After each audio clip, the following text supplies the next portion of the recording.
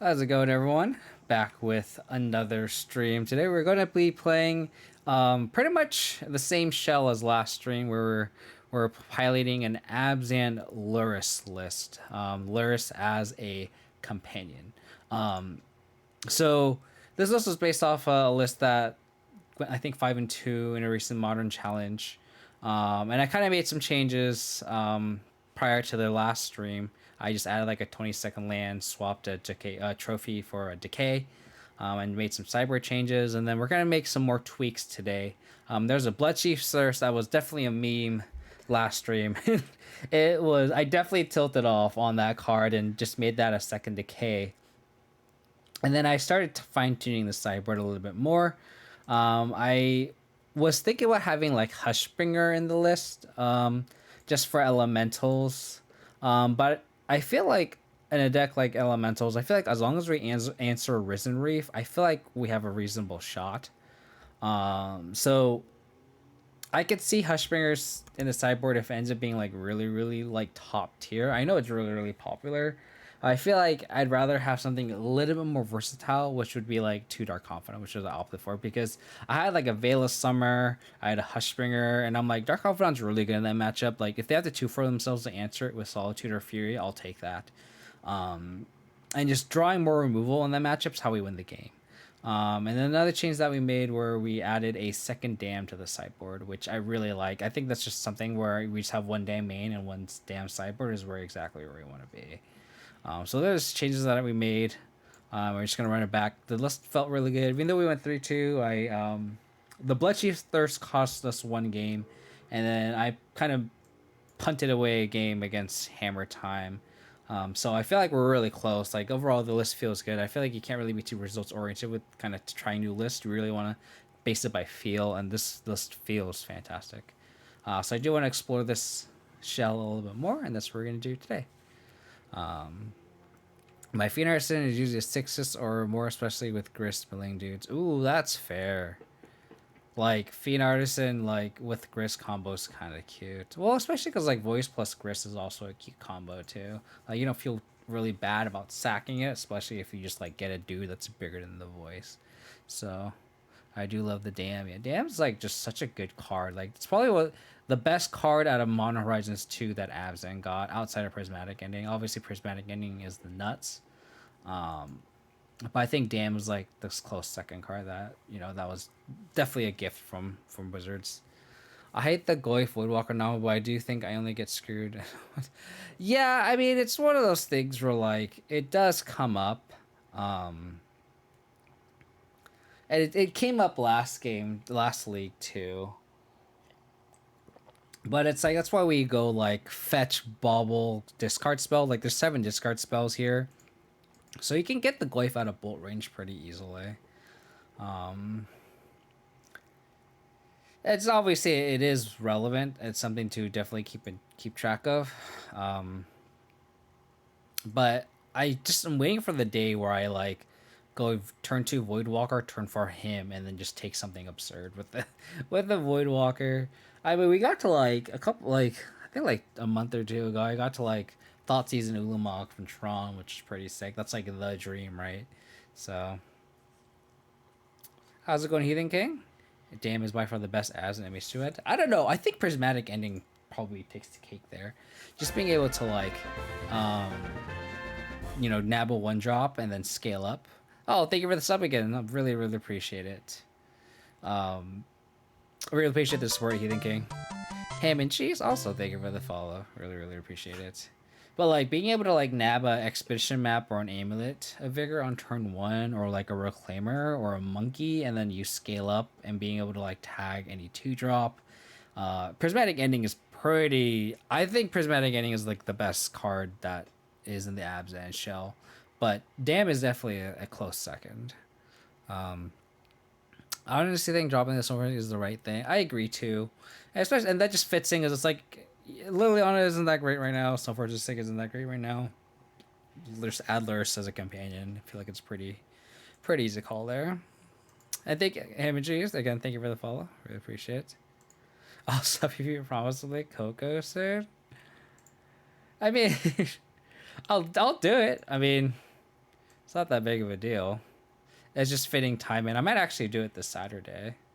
My sneak peek, like my next stream will probably be this Saturday, so I could probably stream this and then that. So I'll just play 2 leagues on Saturday.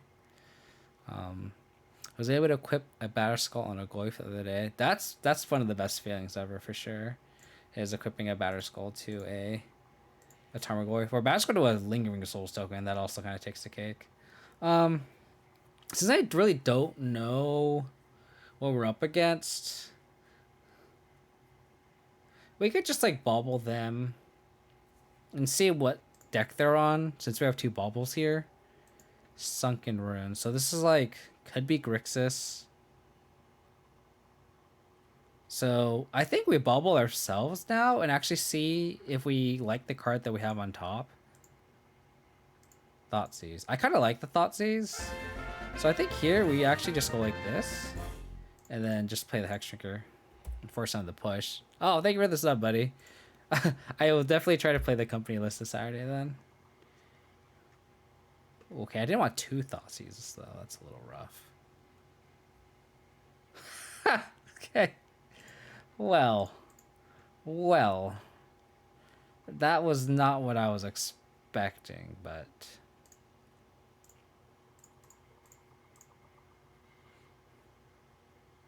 I wonder if they have a push here.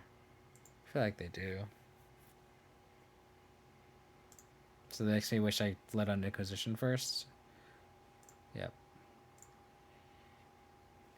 Counterspell opt. So I guess we just take the snap here. Next turn we go Inquisition, they counterspell it. Or we could just lead on Thoughtseize too. Yeah, I think we just lead on Snap. We just take the Snapcaster, I think. We would hope to draw another black source here. That we can go like double discard spell. That works. Okay, so we're gonna lead on Thoughtseize, probably get a counter spell, then we can lead on, or I guess we should use the Inquisition because the Thoughtseize might be more valuable later. And we'll not play the second black source just so it conceals it and they might spend the counter spell. So I play mono black discard. Fair assessment here. Fair assessment. Do I take the opt here? I think I just take the counter spell. And we can just Thoughtseize it next turn. So it'd be interesting if they actually opt here. I actually think I take the opt right now. Hopefully we draw a black source so we can Tarak next turn. Ooh, that's spicy. Yeah, let me take the opt here. Oh, black source one time, please, deck. Black source. Off the top. Please. Please, please, please, please. Okay, they play Colonnade. Black source. Black source. Black source.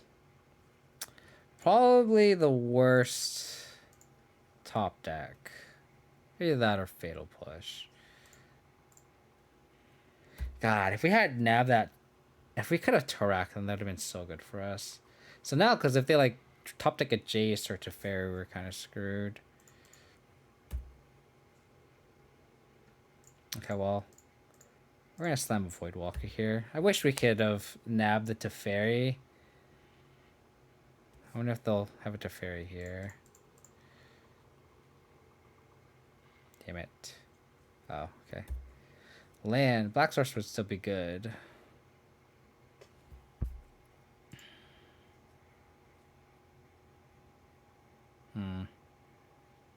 I guess we just play this and put Lurrus in hand. Ah, dang, so close. Oh, they hit a Teferi here? Fuck me. Okay, so well, it's not bad, because, like, this Tarak is protection from white, so, like, as long as they don't have a counterspell in hand, like, this Tarak should be decent.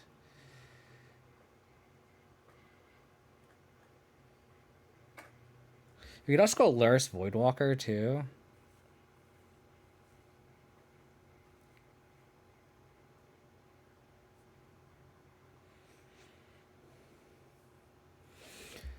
I think we Tarak here and just pressure the Lurrus. We don't know. We don't know the last card in their hand.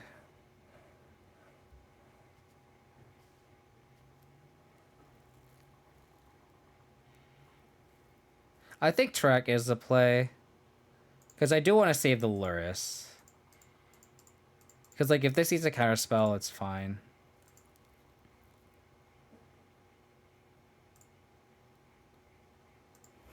Okay, well, I'm really glad. I'm really glad that was a... we took this line, because they could have just damned the board and that would have been really bad. Colonnade.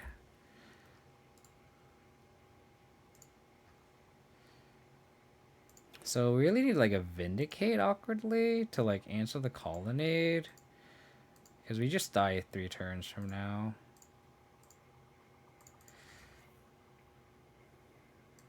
We took a lot of damage from our lands and thoughts and double thought seizes. So like Vindicate, Lingering Souls, all those would be very good here. Voidwalker.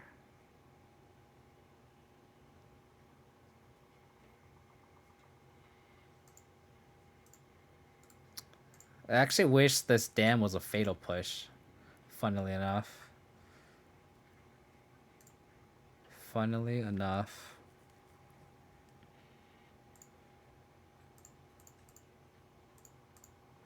So go Lurrus. I guess we just bring back the Voidwalker. Oops.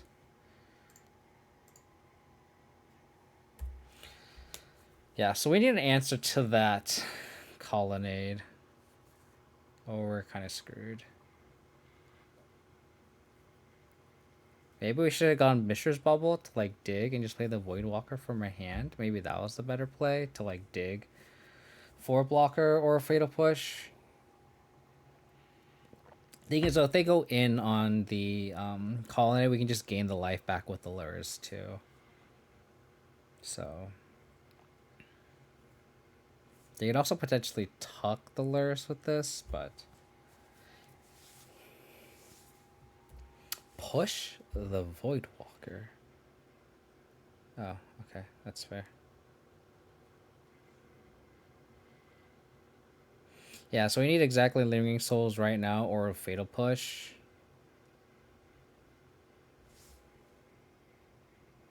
Damn. The removal spells that Celestial Colonnade dodges. Unfortunate. Unfortunate.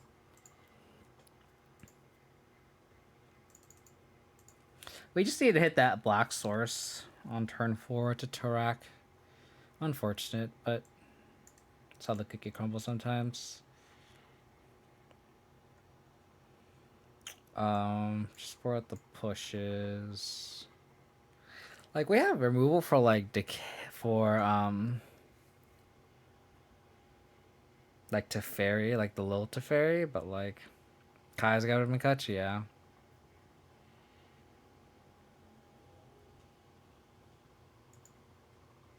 Oh, was there stuff exiled from Voidwalker? I was not paying attention. The Bobs come in.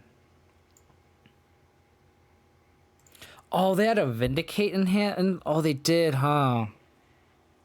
I apologize.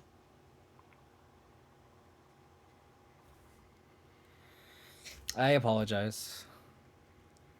I was so tunnel vision on that. Good call, chat. Good call. Just, you know, me punching the game away is, you know, it is what it is. I think we'll have to K over Prismatic Ending. I mean, it was a Tarak in play though. So wait, I had a Tarak in play. I didn't have the Voidwalker in play. The Turek was in play, not the Voidwalker.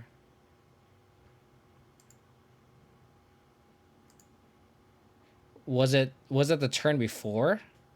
It was a turn before, huh? That you guys are talking about. Yeah. I don't think there's a point where... No, the Vindicate was in the graveyard. Damn for push. Yeah, thank you for that.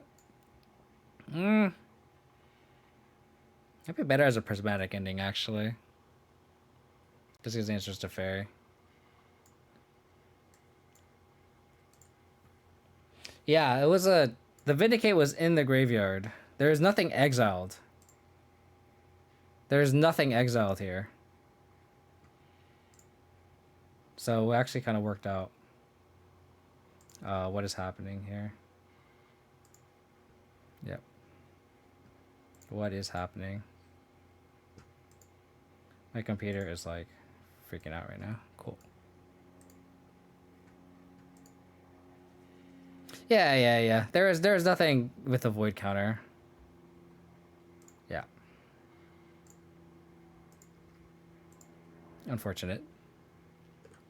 Okay, we need one land and we go off. I think awkwardly keep this hand and just hope to spike it. And if we miss a land drop for 2 turns, we're actually okay still.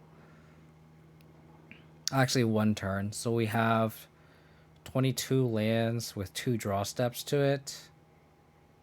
I think we awkwardly keep this. And we just like, even if we miss a land drop, like getting our second land drop on like turn 4 is still fine.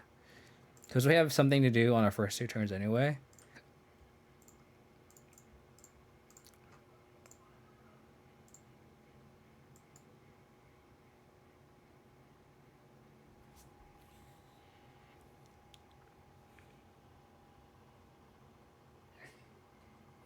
I'll take the Kaya's guy here. We need to spike a second land here, and this Bob hopefully takes over the game. Second land. Thank you, deck. Thank you, deck. Answer to life. Gotta risk it for the biscuit here. Because, like, this is such a high ceiling hand, and arguably this hit matchup's just really bad. So, please bottom. They topped with opt. Man, no bueno. No bueno. Okay. They could also just be after a land drop here, too. Okay. If they have Snapcaster Mage, are we that scared of it? We could just play this Voidwalker first, I guess. See if it's a counter spell.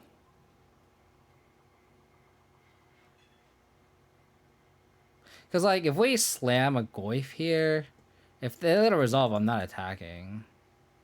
And I think Goyf's the card I probably least care about. Yeah. This clears the way. And I don't know if they run discard spells, so I'm going to upkeep bobble them.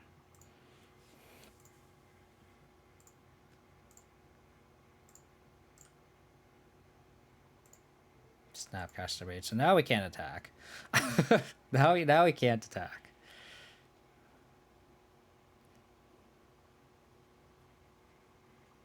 Okay. But untapping with Bob feels pretty good. I don't know what order we should put it. I don't have any information on that.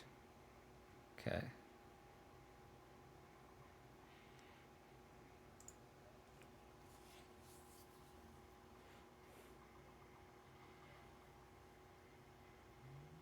So they don't have any known counterspell.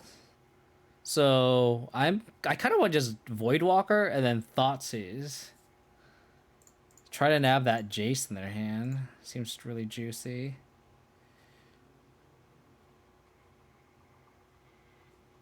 Okay.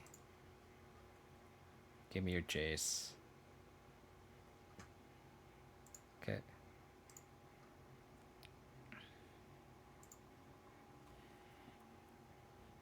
So they kept Cryptic.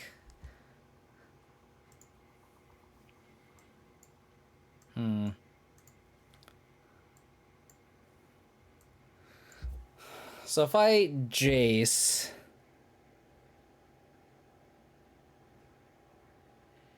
If I Jace and then I try to cast it with Voidwalker, they might Cryptic it.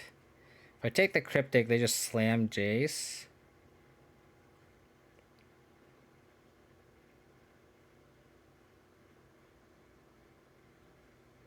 They technically can't cast either of them. So I think I just take the Jace here. And then hope to...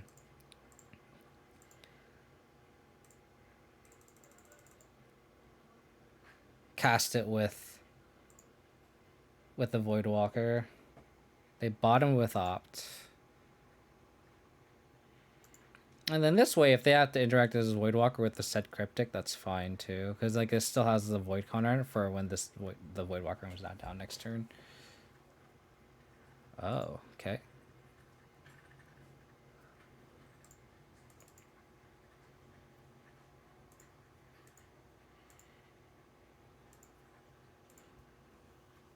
So cast Jace? Cast the Jace? I think that's what the plan is, right? And if he eats a counter spell, we just go Hex Drinker plus Scavenging Ooze.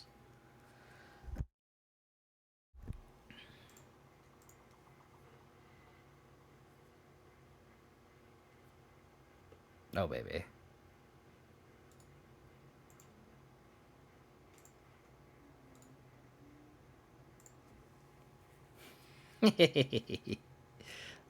Oh. Brainstorm? Oh. Oh, is this how it is to play a blue deck?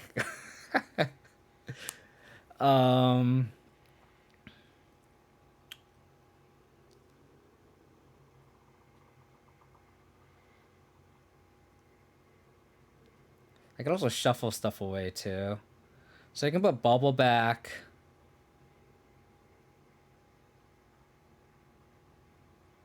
And then probably this Godless Shrine for now.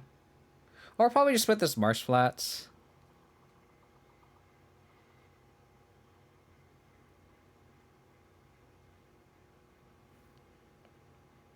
It's okay to go 6. I think so.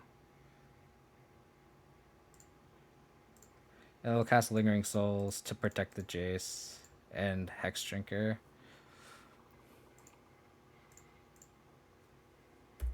Cool. Okay.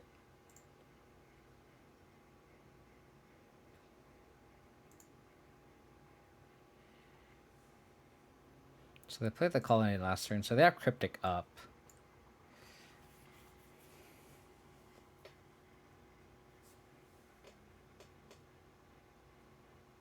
Oh, that's gross. Which I'll kind of take. If that's what they're gonna do as their turn. Oh, I'll snap block this. So they have a Jace in hand. They could slam a Jace here, but I don't think that's good for them either. I think we just attack, play Scoos, plus Spell Bomb, I think.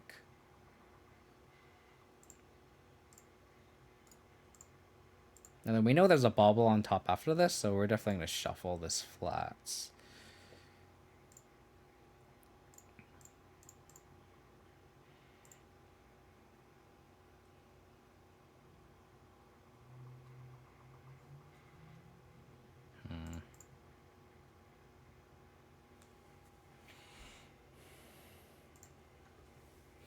I think it's worth just holding Scoos up, I think. Opt, yep. They topped with Opt.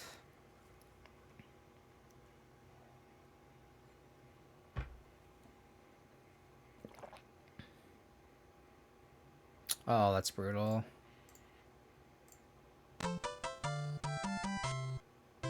So just take the Cryptic.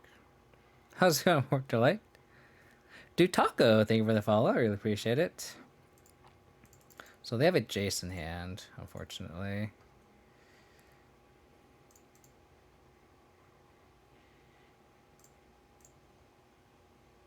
Gonna bubble trick ourselves. Revealed another Mishra's Bauble. Probably safely shuffle that away. Put Lurrus in hand, cast Flashback Lingering Souls, I think.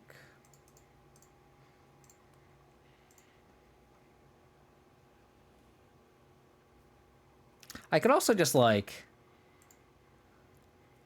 I think I counterspell this. God damn it. Yeah. So they have Jace plus Unknown. That's pretty gross.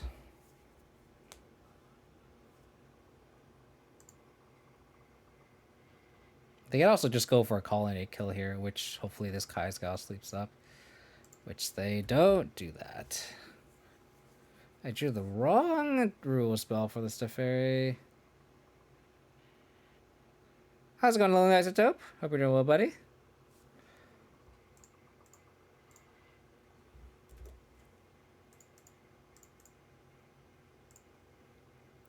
Oh, cast Lurrus. They have Jace plus Unknown. I'm assuming they have to have... No, they don't.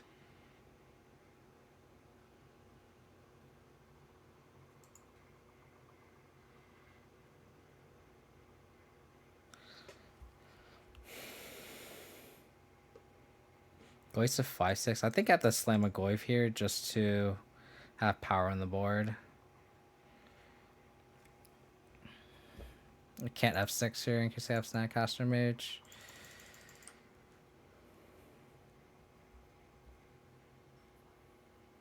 Okay. So they have Jace, 2 unknown, 3 unknown, supposedly 4 unknown after Steferi.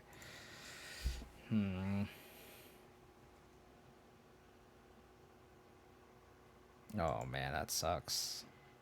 I love how we just talked about how great this card is for Abzan, and then it's actually Esper control that gets the most benefit out of it. So I'll probably have to uptick or crack the spell bomb. Sorry, hope to hit a Vindicate, or just flat out hit a Vindicate here.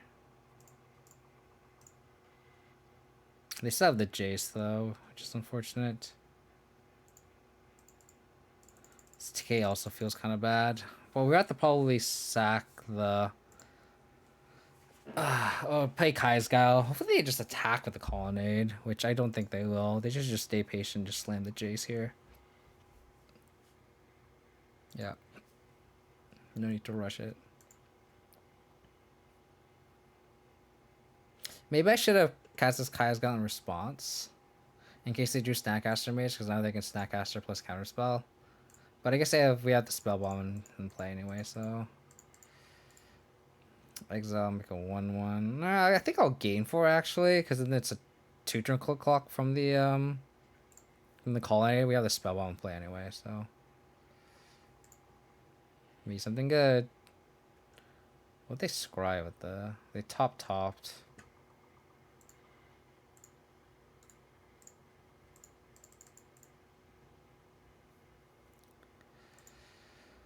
I think this is Garbaggio time. Let's crack this.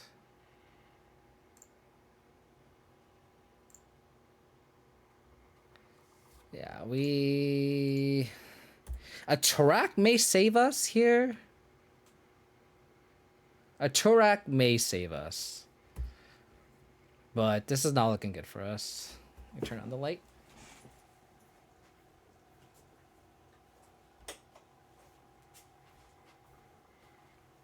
Oh, thanks, Turak.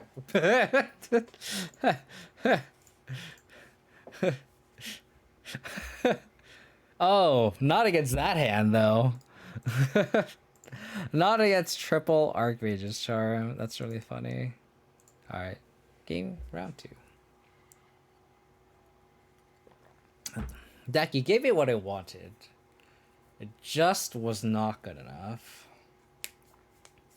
That's just a bad matchup. Like, all their cards just line up so well against us, and, like, we don't have enough, like, cards to board out. Like, that Abrupt Decay was just stuck in the hand, and, like, just awkward.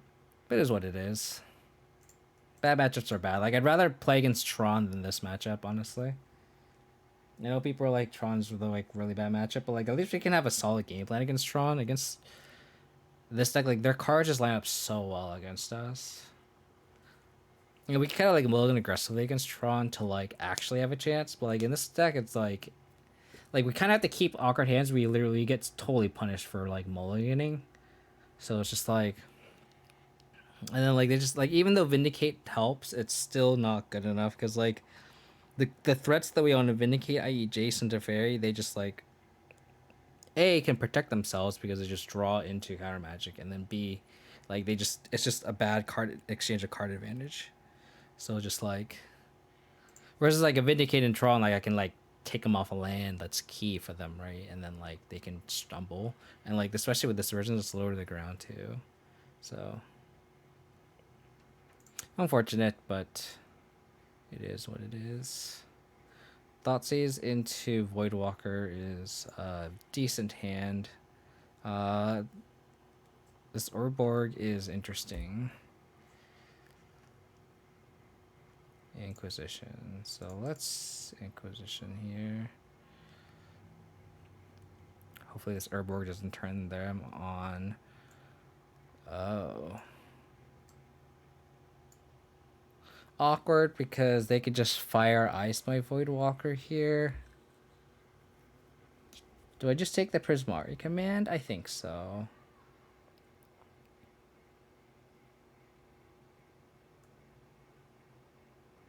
Yeah, let's take the Prismari command.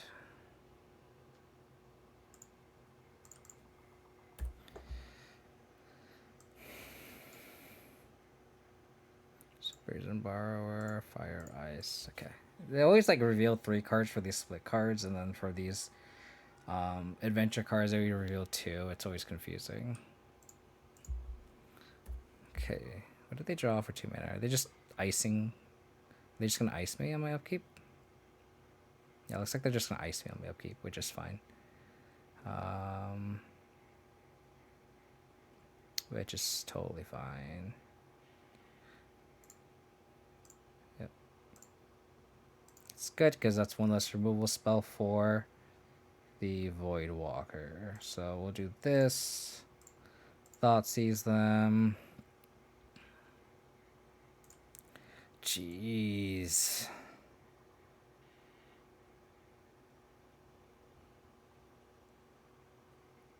Maybe I should just take their charm.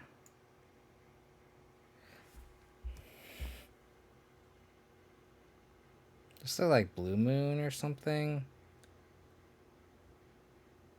I guess I could just take their snap. Actually, well, they're just so far off casting Snapcaster Mage, but it will be a problem later in the game. Because like if we cast Voidwalker, they next turn they just charm it. And the Snapcaster is just so much worse late game.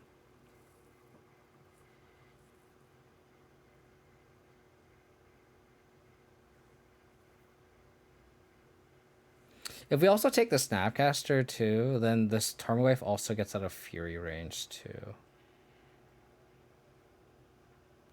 So I think I awkwardly take the Snapcaster Mage. Or I could also just take Fury to grow the Goyf, but I think it's better to just take the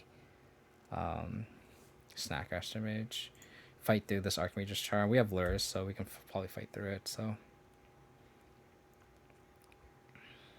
Is this like Blue Moon or something? I wouldn't be surprised if it was Blue Moon. Cascade Bluff, so...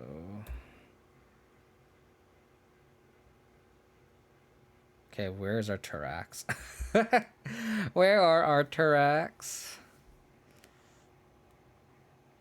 Let's conceal our white source for now. I think I want to play this Voidwalker first. Get it charmed, I think.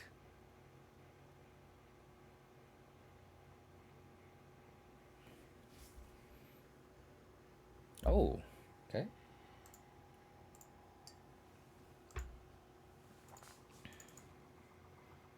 I think I'm gonna end step Archmage's Charm me. Or themselves. They should have done a response to the Voidwalker. Wow. I'm just gonna hold up Archmage's Charm for the rest of the game. I think that was a mistake.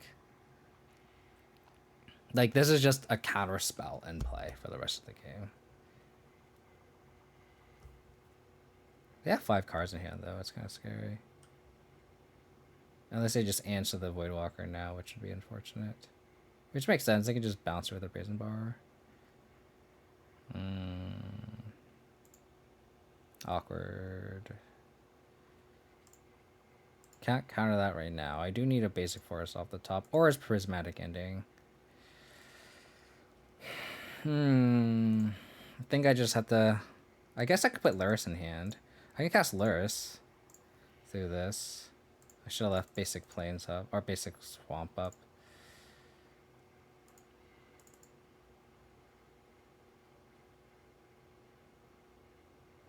Yeah, I should have left basic swamp up. Yeah, so this is Blue Moon. So you have Fury, Brazen Borrower. They could just cast Fury. Probably have to Archmage's Charm it, unfortunately. But if we draw either basic swamp or basic forest or a Mishra's Bauble, we are kind of live here.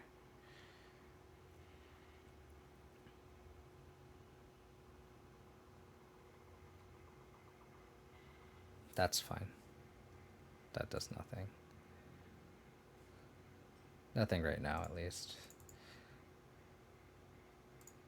So they have Brazen Borrower, Fury. Voidwalker is awkward. We could cast Lurrus here. Doesn't really do anything. I think it's better to be patient with the Lurrus, I think. They cast Brazen Borrower, we're probably just like draw 2.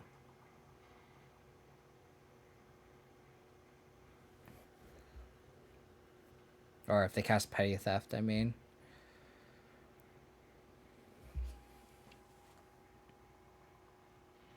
Bounce it?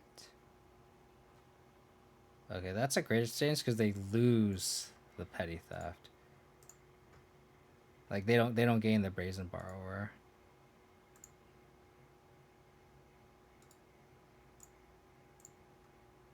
So we'll draw 2.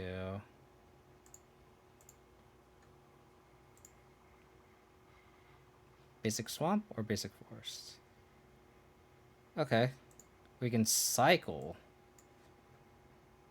the Triome. We can cycle the Triome and try to hit either a... sure. We could cycle the Triome and try to hit a Prismatic Ending and or basic forest and or basic swamp. So we actually have a lot of outs in this spot. They're just saving this Fury. So... basic swamp, basic forest, Prismatic Ending.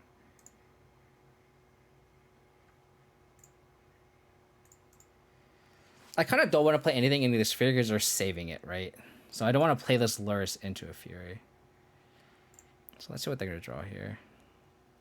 Prismatic Command. That's also very bad for us. Like we have 5 outs to just start playing. Like basic forest just means we just keep slamming Goyfs and they can't kill it.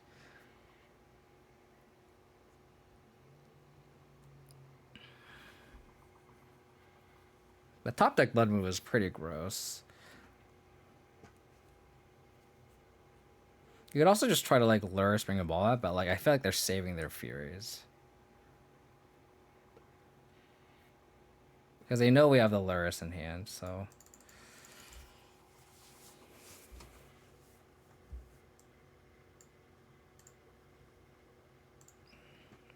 Okay. So they have Fury, Unknown.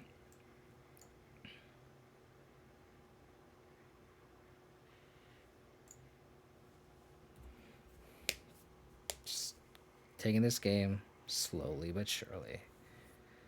Just gotta hope they just not draw much. Like, again, Prismatic Ending, our basic forest, basic swamp, all are live. That's pretty bad for us. How's it going, John? How we doing, buddy?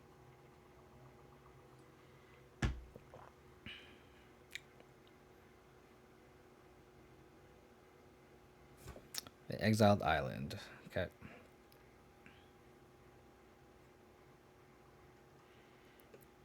This Looming Fury. Just, again, Prismatic Ending, Basic Forest, Basic Swamp.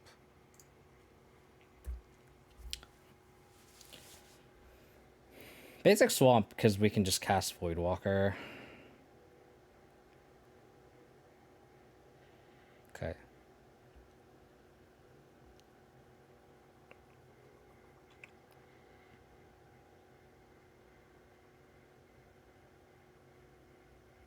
Even like discard spells would be good, because then we can like plow our way through.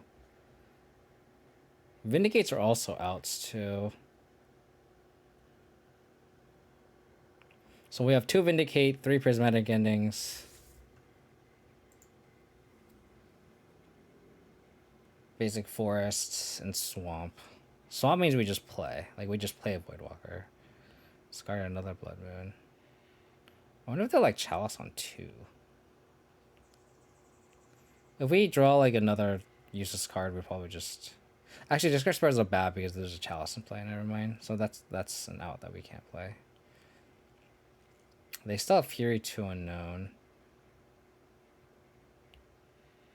Okay, they're playing the Fury out. Okay, so this is where we draw our Prismatic Ending.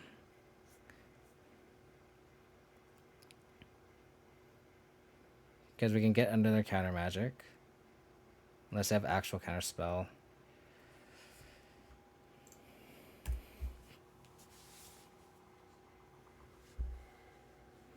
Okay. Steam Vets. It's 3-turn clock here. Again, we have outs here. That is not one of them.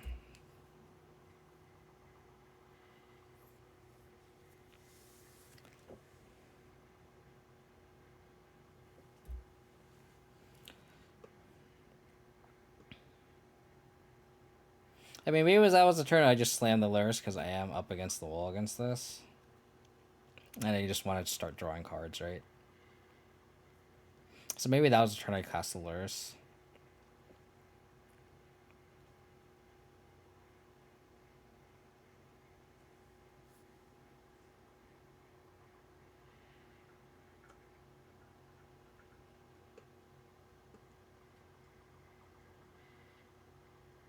Are we just dead? They fired me. Well, we're not technically dead because we could cast this Lurrus and chump with it.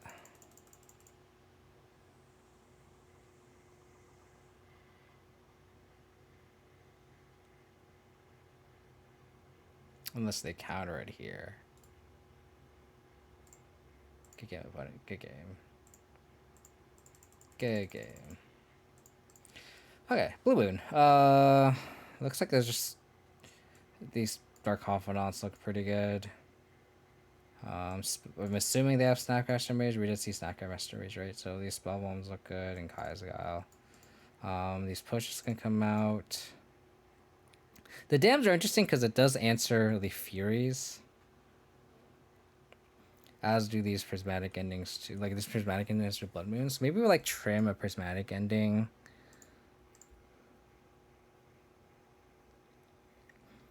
Maybe I think we just trim the dam. Like, if they have Fury, then we can just try to chump it.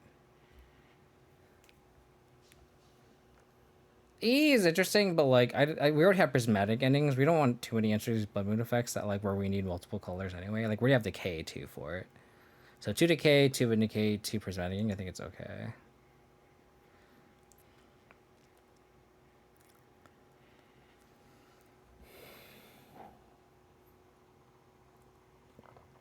Maybe we just want 1 Prismatic Ending.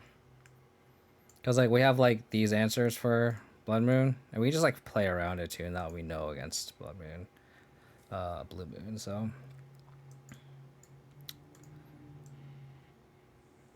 yep. think we're just going like this. That top deck Blood Moon, man, that was brutal. I could also see the art for taking Turak out. Just because it's like, it's so, like, black heavy. But, like, we can still, like, play a really shitty bear. Worst case scenario.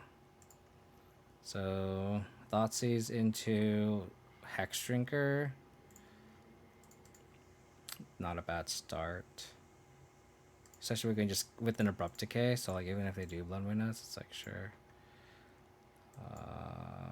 Definitely taking this Archmage's Charm. Don't want them to take my Hex Drinker.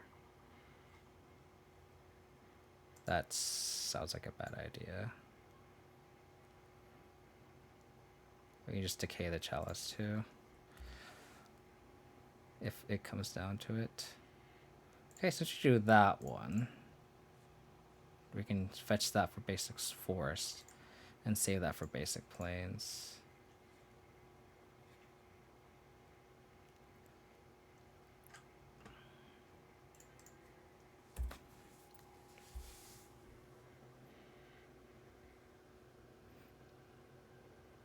So need to draw a bolt to answer this Hex Drinker, or hopefully this Hex Drinker just steal this game here. Hex Drinker is looking pretty impressive here. We're probably gonna fetch basic planes here. Island, all the same. They could just Chalice on one. Special Federation. Cut. I wonder if they're gonna exile.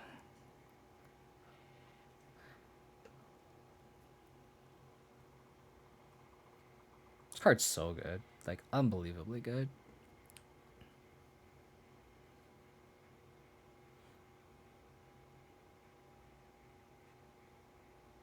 What's funny is, like, if they do slam a Blood Moon, we could Prismatic Ending for 4. Ashok, sure. Why are you boarding an Ashok against me? Why would you do that? Interesting.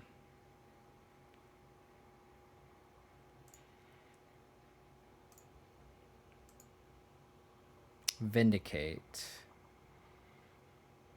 2, 3, 4. Oh, awkward.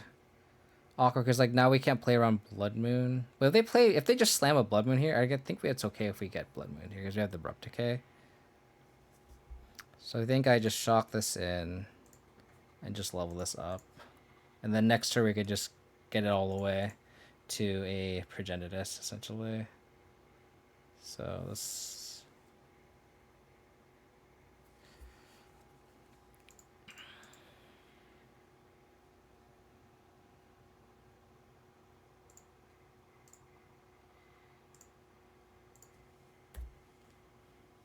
So getting Hexdrinker under a Archmage's Charm is pretty sweet here. It's always my fear. Draw the Vindicate here. I don't think you care about Moon at all. Hexdrinker toss into all. Yeah. Especially because they can't answer it. Like, this also gets under a Jace if they have it too. We just give a protection from everything. Or they just do a Fury. That's also what they exile. Valakut's Awakening. Yeah. Unfortunate. But them 2 frontings themselves will take, right? They'll probably Chalice on one here, but then we just put Lurrus in hand. I could also just like Vindicate. Oh, no, I can't Vindicate there. Red source here. That'd be too awkward.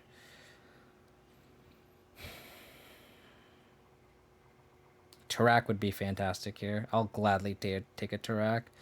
So they have Archmage's Charm here. The island. So their hand is Flood, Strand, Chalice of the Void, Unknown. I'll play that just so we can play around Blood Moon further. Do this and then pass.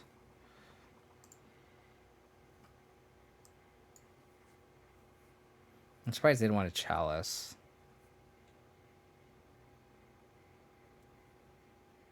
The Charm here? Oh, I F6. If they slam a Blood Moon here, that's a pretty dang good play. But even then, we can just decay it too, so it's actually fine. So, they can Blood Moon me. That's actually a really cute play. Catch me on the F6 plan. Sure. Chalice on 1.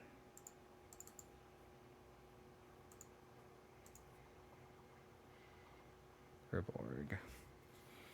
They're 100% representing counterspell here, but I think we just have to do it, right?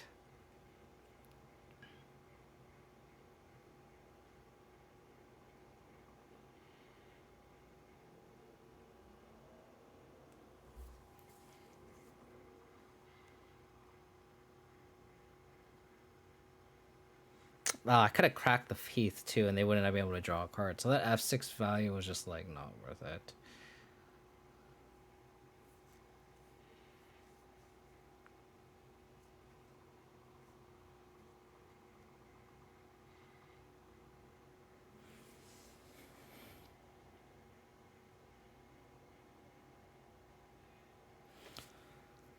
I think I just slammed Lurrus anyway.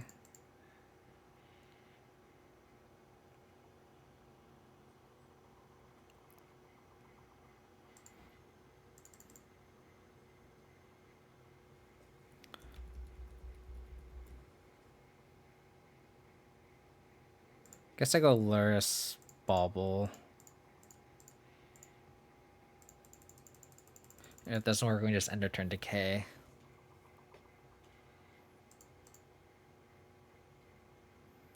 Yeah. Maybe. Unfortunate.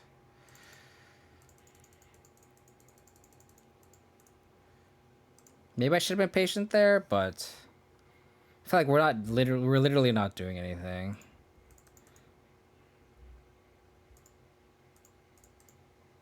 We're like drawing too much of our removal spells and not of like our threats that are trying to get under them. Are they trying to petty theft their chalice? I think petty theft is opponent's control, right?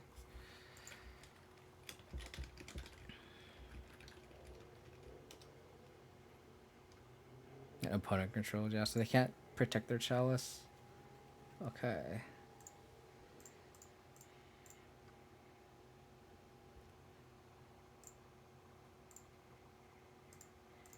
Can't have 6. If they slam a Blood Moon, we need to be able to decay it.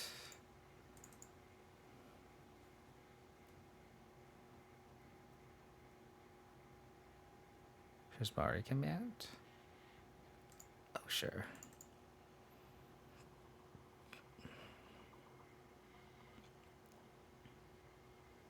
I think I'm still in the market to decay this Brazen Borrower, though. Because, like, at this point, I don't think we care about... I guess I could care about Chalice on 2. But then we can just Vindicate it and then play Tarmogoyf. Sure.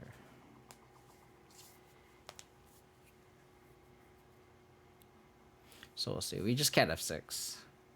The F6 value was just so bad for us. Like, they should not... I don't know why they target the Windswept Teeth. Like, in paper, that would have been so bad for them.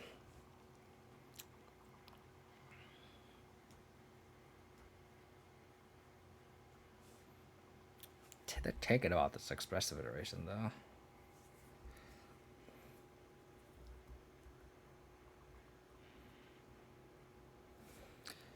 But maybe you did bring up a good point, Heathen King. Like, we do really want the Tarax. Casting Blood Moon.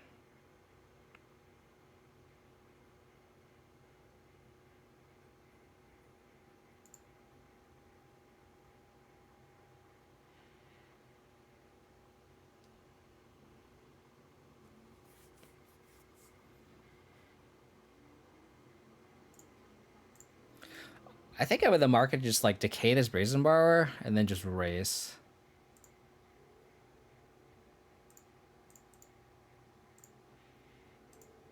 And if I really want to answer this Blood Moon, I have a Vindicate. So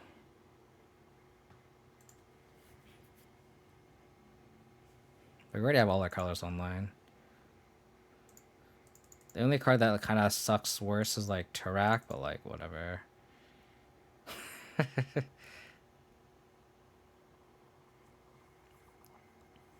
We could just double threat, go Turak plus Tarmogoyf.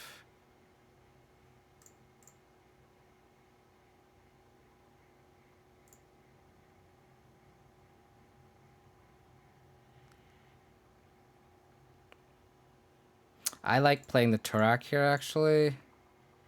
Because it's a 2-turn clock here. So let's just do that.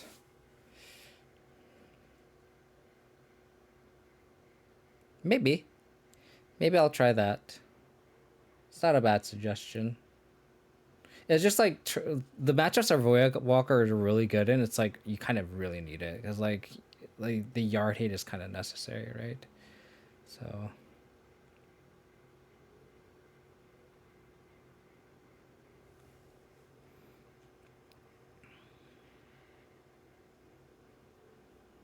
yeah, that's also a consideration. Scoos has been very underwhelming because the mana is so hard on the green, right? Like I actually wouldn't mind just cutting the Scoos for the third Turok actually. Just because it's the green mana is just so tough, and we rarely have like enough green mana for Scoos is like really relevant. So like I would actually be more on board with like cutting the Scoos for the Turok than the third Dothy Voidwalker.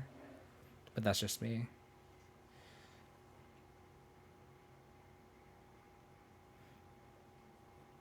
But maybe that's that's just what playing these leagues are for and kind of fine tuning, right? Like kind of trying to figure out the exact numbers.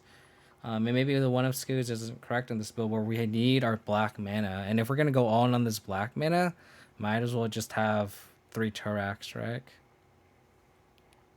We could have Kai's Galane, but like I also don't want the list to be too clunky either. That's kind of my fear.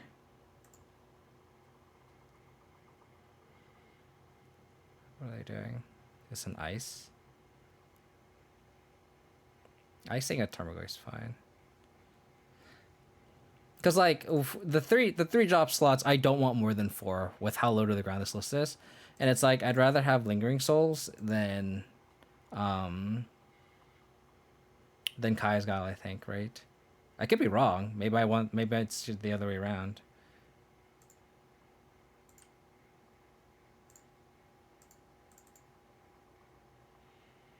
Yeah, maybe Kai's Gal should just be over the Lingering Souls a lot. Maybe you're right.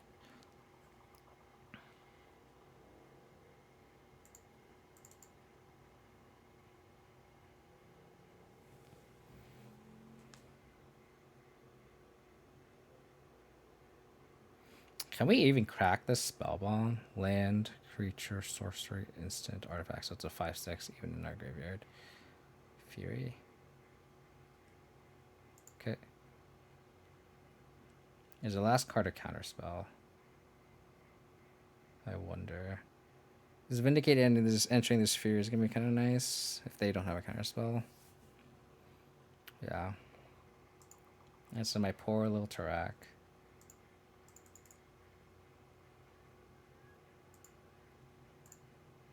Let's crack the spell bomb here. Cycle this. Inquisition.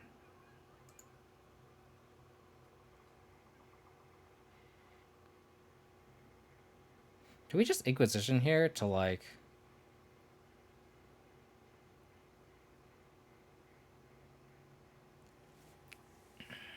Or we could also just Vindicate. If they have Counterspell, we can Inquisition and slam Lingering Souls. If they have anything else... I think I go Inquisition plus Lingering Souls. I think Vindicating getting our Counterspell is like just such a huge... Like this is so mana efficient here. Oh, yes.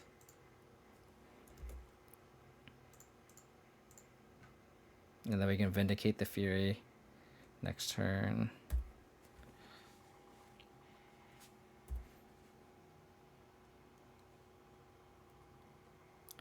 Think Lingering Soul is better or somewhere? Maybe.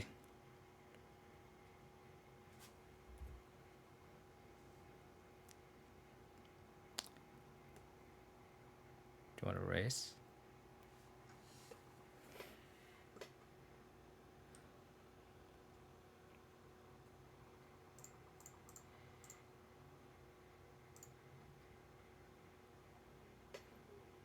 Yeah, maybe you're right. Maybe the correct play is to have Kaya's Guile main instead of Lingering Souls.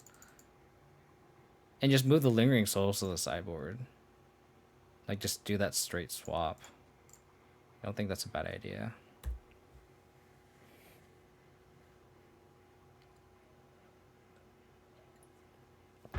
So, like, if you don't have Scooge, you have, like, main deck ways to, like, answer the graveyard. I don't hate that. Goddamn Blood Moon deck. Get the fuck out of here.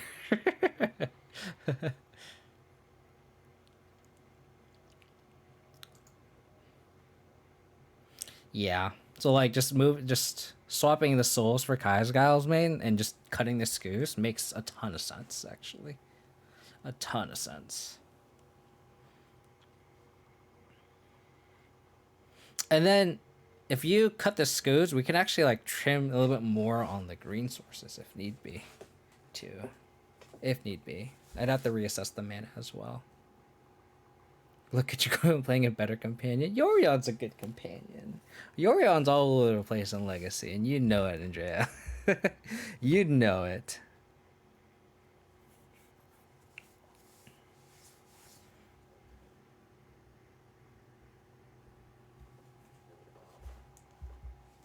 Yorion is the best companion. I agree. I liked Yorion a lot pre-Modern Horizons too, when like you didn't need all these like silver bullets to compete.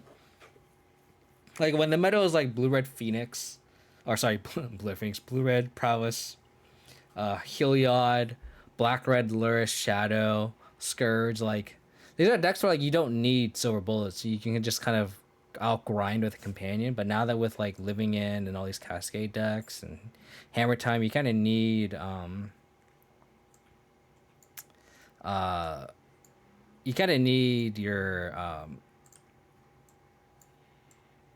your sideboard cards a lot more consistently.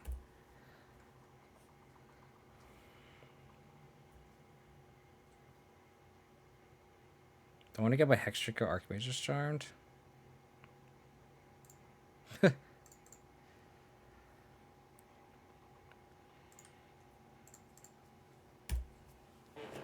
I'll bite.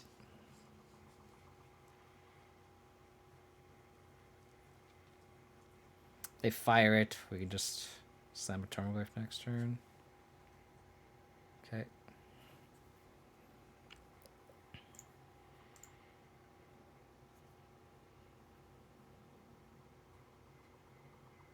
Expressive Iteration.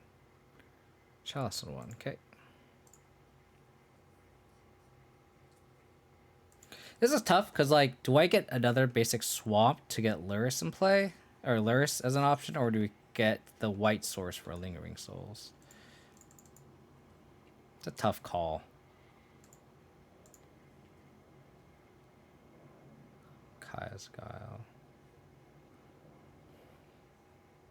That's a really tough call. They go Blood Moon. I'd really want the basic swamp if they don't have Blood Moon. We actually want Lingering Souls next turn. The safe thing is attack first. That's first things first. We're going to slam Bob here no matter what. Because if we slam Bob, maybe it incentivizes them to deal with a Bob.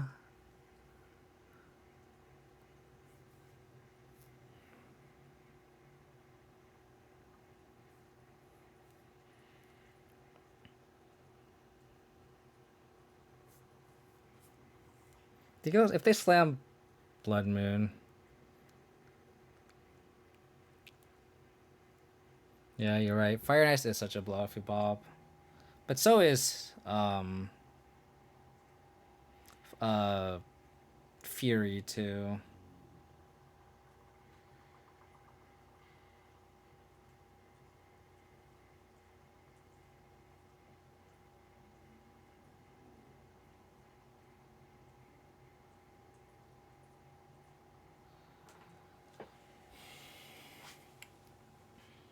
My instinct is just go basic Swamp Bob. And if they slam a Blood Moon, then we're fine. Make them have it.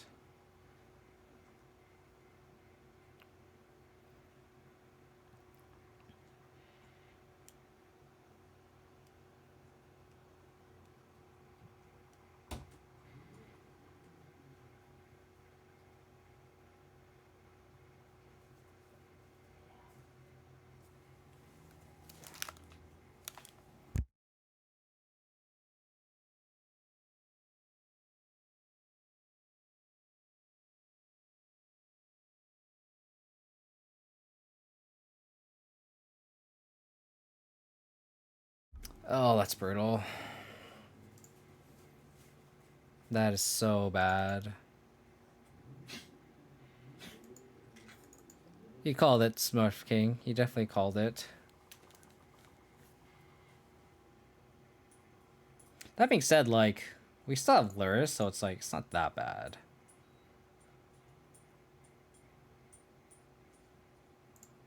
We just, like, go like this. I think it's better. Maybe I'm too scared of Blood Moon. And, like, these white cards are just going to be uncastable at this point, but... Maybe I'm too scared of Blood Moon. But, like, I feel like Lurrus is going to be the key in this matchup.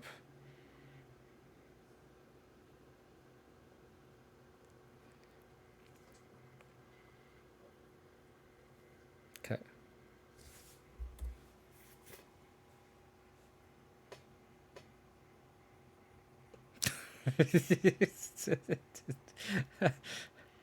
Okay.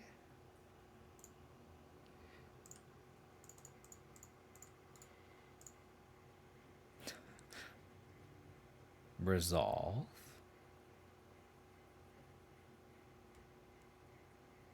Sad face. Unfortunate. I think we just have to hold up again the Voidwalker.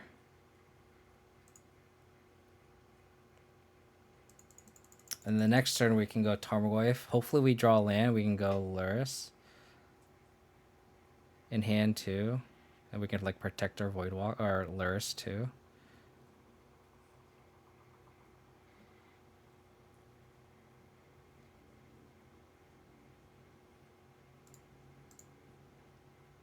Okay. Okay, choose that. Target player draws 2 cards. Give me the cards. This Voidwalker is looking pretty good though. You have to admit. You have to admit. This Voidwalker is looking pretty good. I think about countering this. It's wild.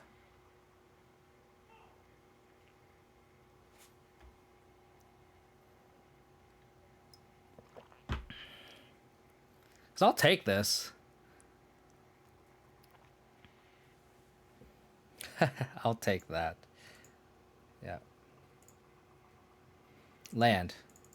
Please. Land. Okay.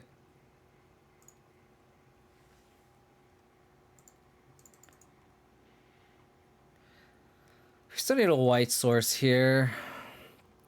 I wonder if they'll like slam a Blood Moon here.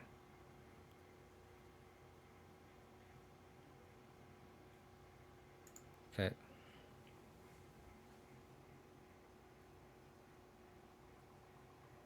Just have Lurrus like waiting in the weeks too.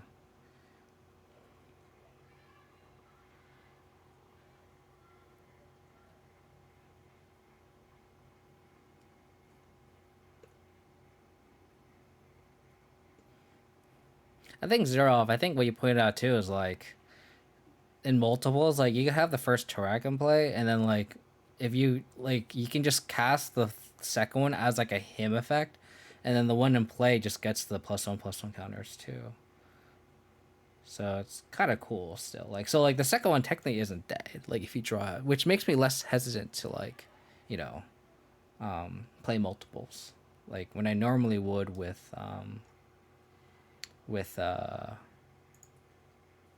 legendary creatures, you know. Land in hand, please. Land, please. Land, please. Land. I guess that counts. We'll like this.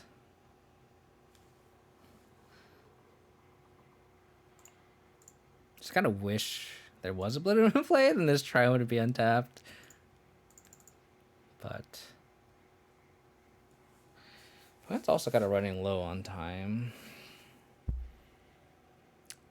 What's funny is the Expressive Iteration actually made this Tarmogoyf out of Fury range, which is funny. Legends are rough. Most cards only play 2 crooks, even though you could use the others. Yeah, that's fair. And it makes sense, right? Spell bomb. Yeah. Well, the thing about Cruxa though is like it's not really a threat. It's like a 2-mana like red like what's the card? What's the one that's just like 3-mana coercion or whatever? Like just a 3-mana discard spell effect. So it's actually kind of awkward. So I can see why people would be reluctant about it. So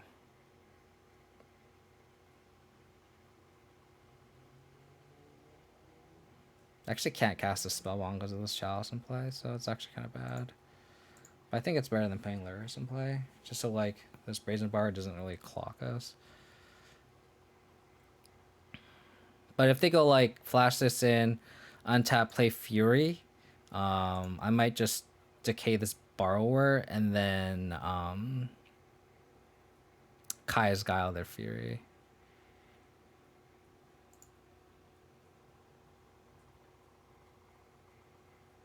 So I'm kind of reluctant to play the second copy of Lingering Souls. Like the Princess of Very makes Lingering Souls really, really poor because they can just answer all the spirits and then just have a 3/3 double striker in play. But also just needs to worry about time. This match is taking a long time. Bean Assassin, thank you for the follow. Really appreciate it. Thank you for tuning in. Hope you're doing well. Snapcaster Mage. Okay. This turn, so they have to main phase the Snapcaster Mage.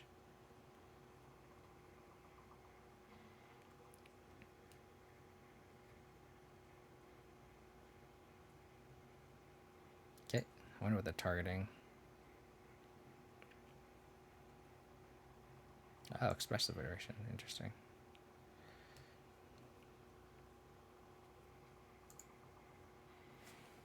Interesting. So we're just gonna this turn we're just gonna attack with everything and then Kaya's Guile them if they block with if they try to double lock the Goyf. Make them sack, make another 1/1 or something.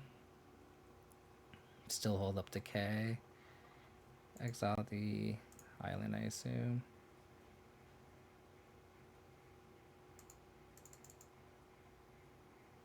They start attacking. No, they're not attacking.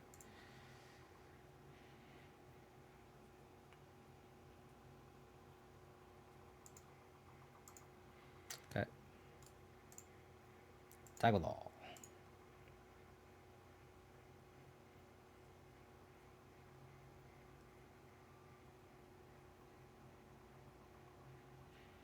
It's also almost a turn clock too. And we can like make it a turn clock by decaying the Chalice.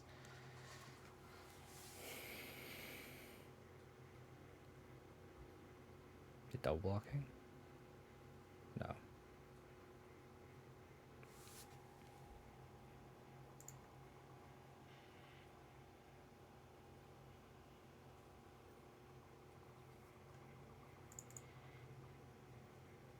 Do I want to play into a Fury?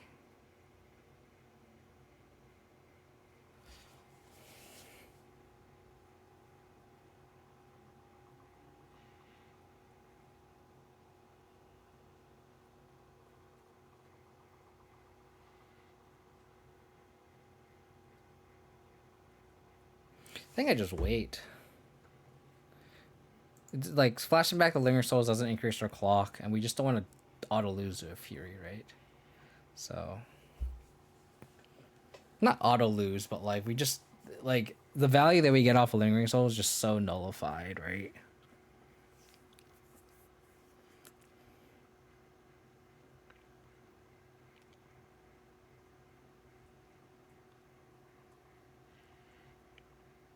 There's a Fury here. That's gross. Played around it, though. We played around it. We played around it.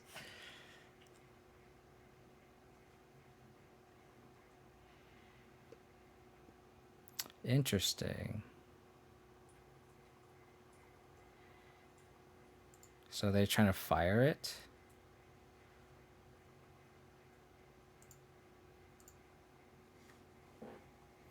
Okay. I'm gonna let this go. So weird. Why didn't they just kill the spirits? They have to have fire here. Oh.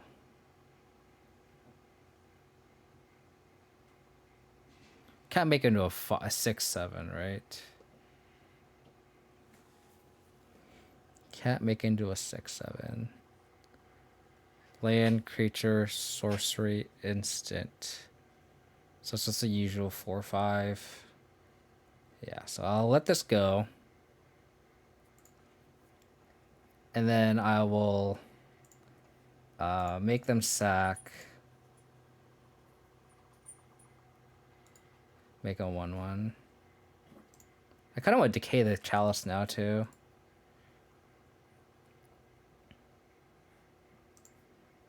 And then I could play the Hex Drinker as a threat.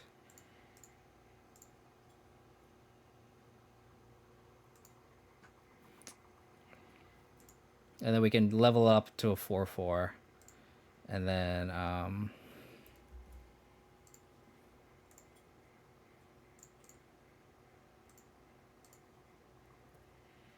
Hex Drinker does get Furied, but I think that's fine.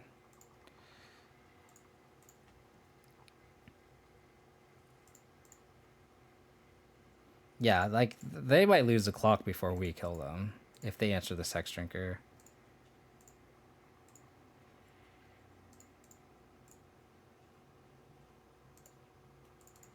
So this dodges Archmage's Charm, but doesn't dodge another Fury.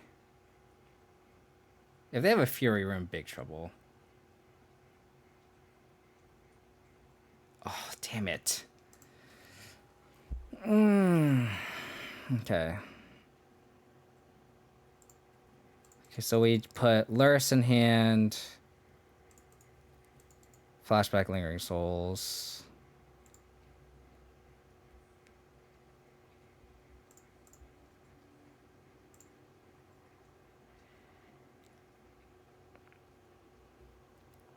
Okay.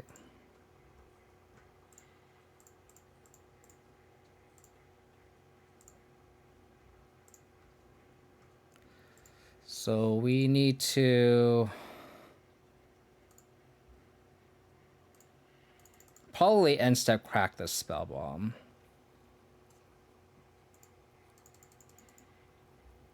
Try hit a discard spell probably. If they have any counter spell for this Lurrus, we're kind of screwed.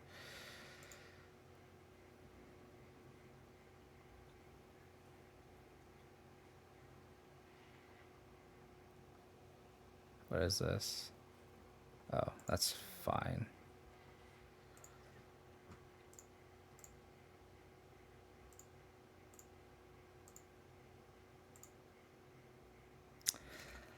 That was not what I needed.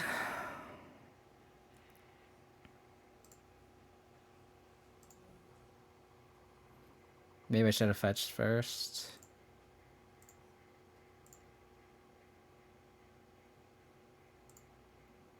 So no discard spell here.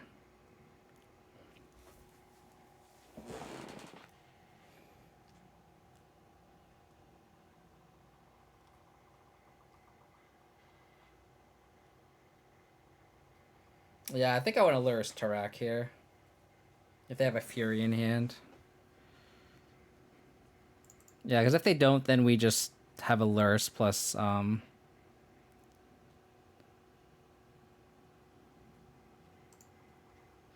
Yeah.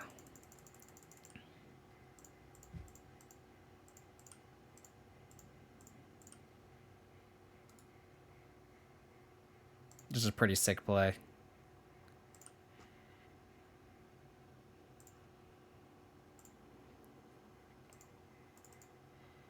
I mean, a Fury off the top would just destroy us here. But...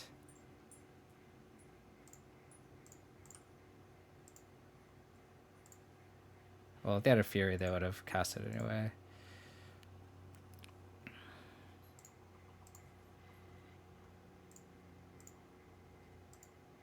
Prismari command.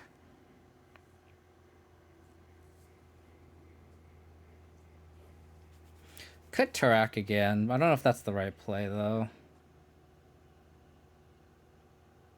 I kind of want to bring a Tarmogoyf back. Because they could trade with the Fury. Oh, but then they can just deal 2 damage to it. But then they wouldn't do that, though, because we have the... yeah, I think I need a Goyf.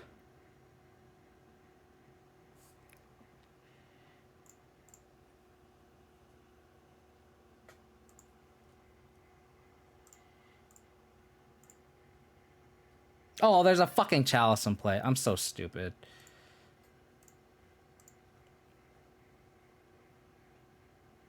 Yeah. I think I just attack here. Try to gain 2 life, 3 life here.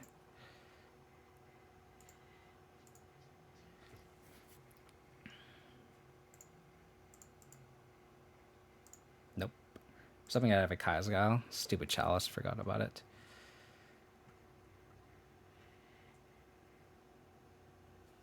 Here's Mari command. So they'll probably again shoot my Lurrus, right? Oh. They're not shooting Lurrus.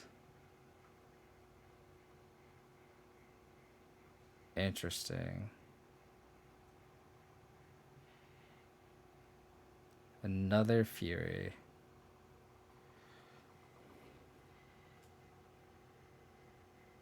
Oh, they just timed out.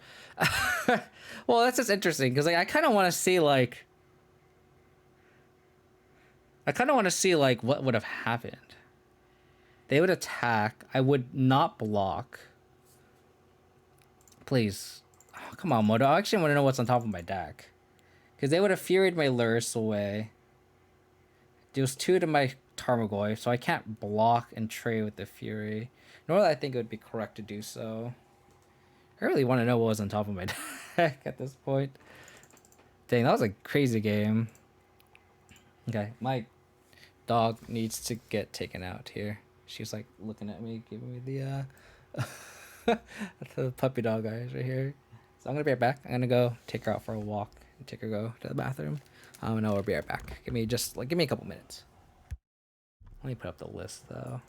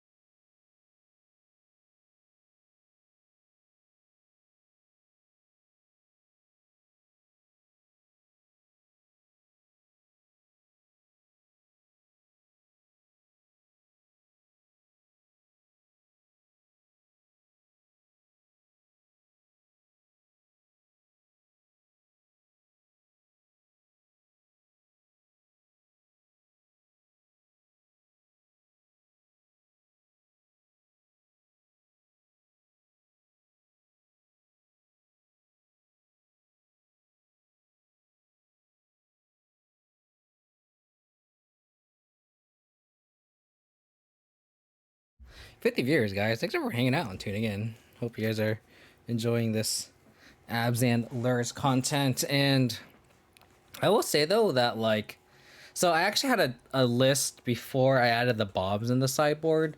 I actually had some Hushbringers in the list. For those who don't know what Hushbringer does, it's, come on, it's 1 and a white. It's a 2-mana 1/2 flying lifelink. Creatures entering the battlefield or dying don't cause abilities to trigger. I had this for elementals and stuff, but I know we were talking about like adding another Turak, taking the Scoos out, putting Kaya's Guile instead of Lingering Souls. So if we have the Kaya's Guile main, Lingering Souls on the side, then we just have 4 slots that are kind of more value oriented, which I don't think that's what we want to be. So if we do that swap, I can actually let's just open a new copy of this. Like, so this is for like, obviously we're in the middle of the league, so this is not for tonight, but when's my next stream? It's gonna be Saturday, right? So like the 28th. So I can imagine like if we do this, we can add 1 more Turak, which I don't have, so we're renting Turaks here. So if we add Turak, okay, cut the Scoos, and then we add the 2 Kaya's Guile main, move the Lingering Souls to the side, then we can cut the bobs, and then from there we can add like a Hushbringer or 2, or it could be like a Damping Spear if we're expecting a lot of Tron. But like I think 2 Hushbringers look pretty good. So like that way, like in that specific matchup, like if we had Hushbringers, like against their Snapcasters and their Furies, like they just are just so anemic. That being said, it does shut off Turak, but I think shutting off Fury is going to be a lot more impactful than shutting off Turak. And that being said, they do have answers to it. They could Fire Ice it. I mean, the other option is I don't know if I don't think I have this card. Tokatli. I don't think I have any, so let's go here. Another option is Tokali Honor Guard.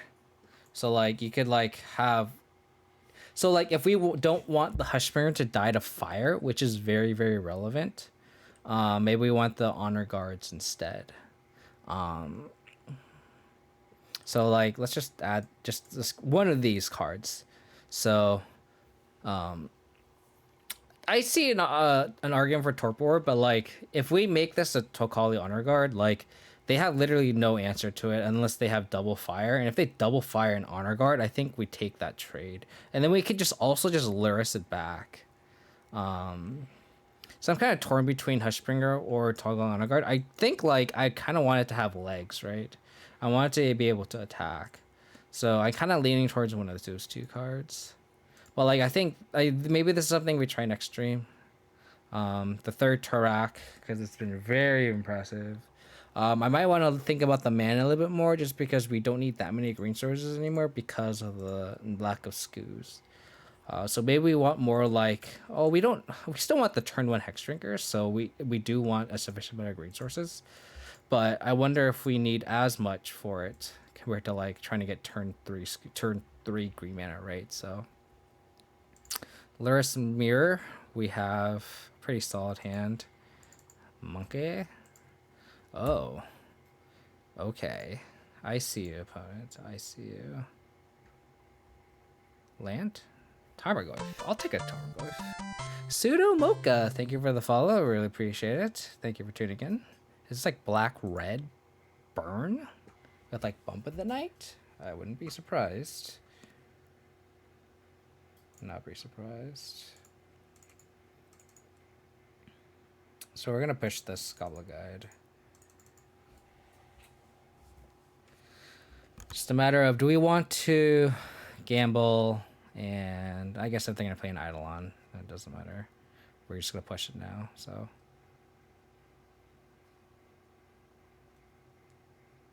Swiss Sphere.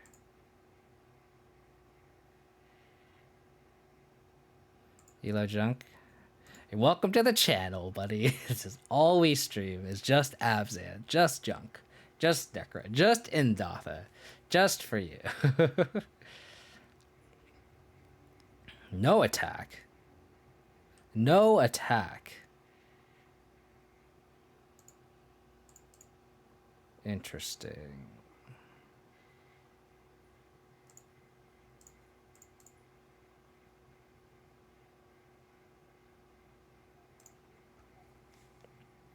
I wonder if we dam here.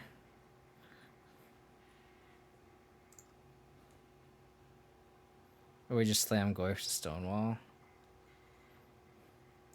Maybe we just slam Goyf to Stonewall.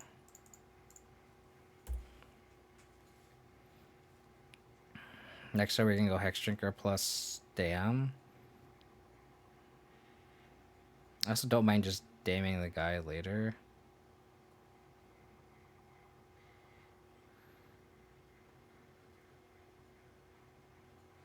They shocked in Sacred Foundry, right? And they just passed the turn. Interesting. Because like with the fact that we have Dam makes me want more white sources. So we don't have to go all in on these green sources outside of Hex Drinker, right? Like all we need is like a first green for Hex Drinker. So like if we end up trying this, I'm gonna have to think about the mana base a little bit more.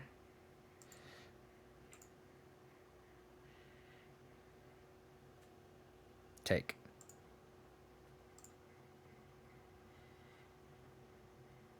Reveal the Inquisition.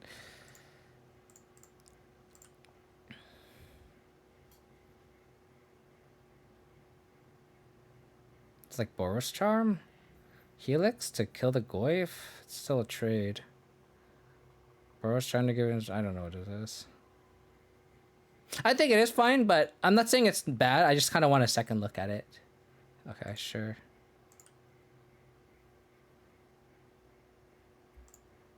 Oh, sure. That's fine.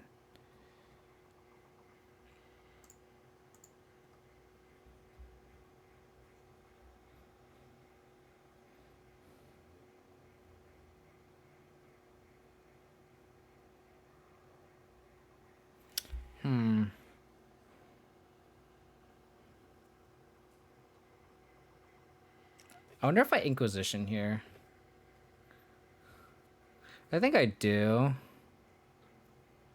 I think I go Inquisition, play Tarmogoyf. Like a basic forest here. I could save Inquisition for Lurrus, but like if these last two cards are per 2 burn spells, I'd rather like we can deal with the Lurrus. Because them just bringing back a creature isn't that big of a deal. I think we can get under the Lurrus. I do think it's worth considering Kickshot 9. I do think it's worth considering, you're right. But I think it's better just to Inquisition here. Like take an Eidolon, for example.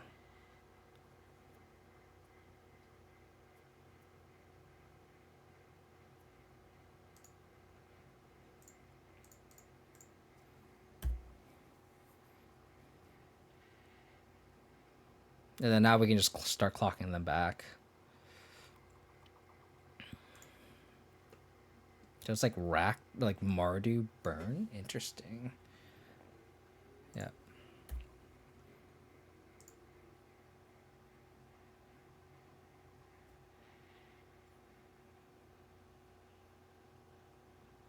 Helix? Oh, they have a Boros Charm. Crap. So we need to dodge burn spells. The fact that they had double charm really is unfortunate. If this was a Kaya's Guile, though. That was a Kaya's Guile. They don't have a burn spell. We have lethal next turn. No burn spell. No burn spell. Oh, God, Canopy Land. They always draw the burn spell here in my history of playing this game. They always draw it here. They did not. Untap land. Lethal.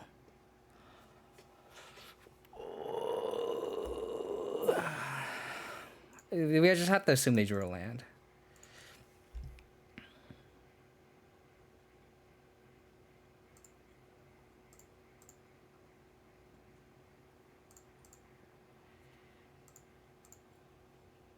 It's like that or Skewer.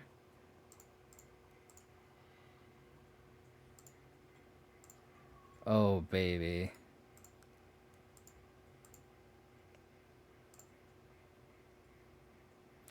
Oh. Oh, I'm sweating. I'm sweating. Oh, man. Do we just Chalice? Do we board in Chalice in this matchup?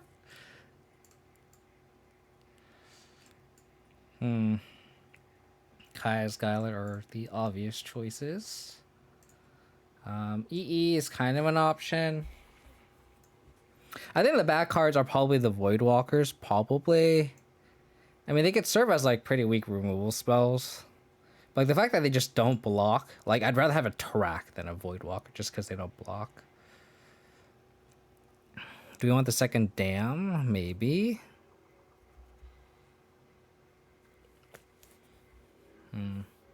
Not even close. I appreciate the confidence there.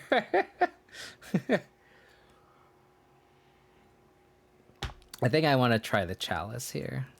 I want to try the Chalice just for science. I feel like it's going to be bad because we have all these 1 mana spells as well, like Fatal Push and Inquisition and Hex Drinker, but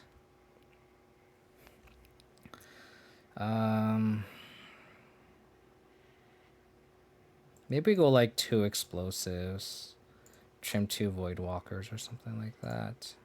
Just don't think Voidwalkers are that great, especially on the draw because it does not block. So maybe if on the draw, maybe we just cut all the Voidwalkers and bring in 2 Dams or something. Let's try that.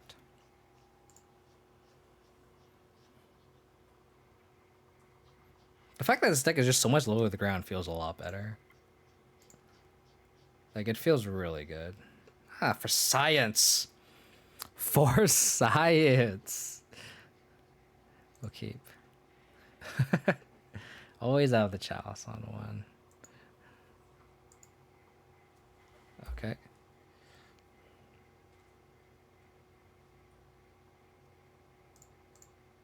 So that was a good draw. Because now we can see if we draw like a Fatal Push or something. Basic Forest.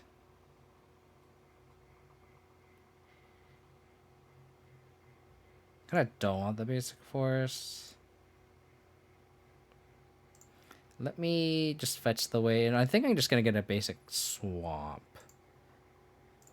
Just in case I draw a Fatal Push off this Mistress Wobble.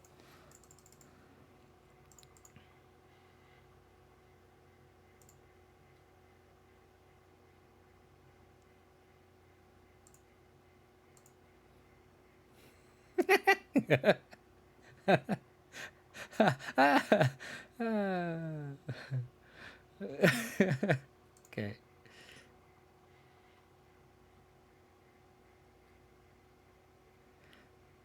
Oh, man.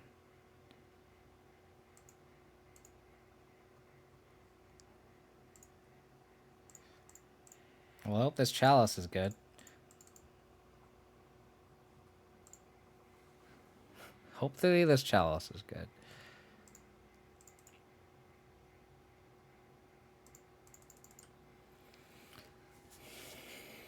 So next we can Kai's Guile.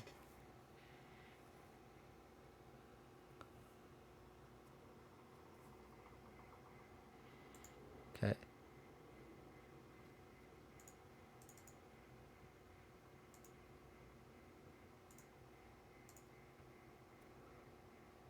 That was a good draw.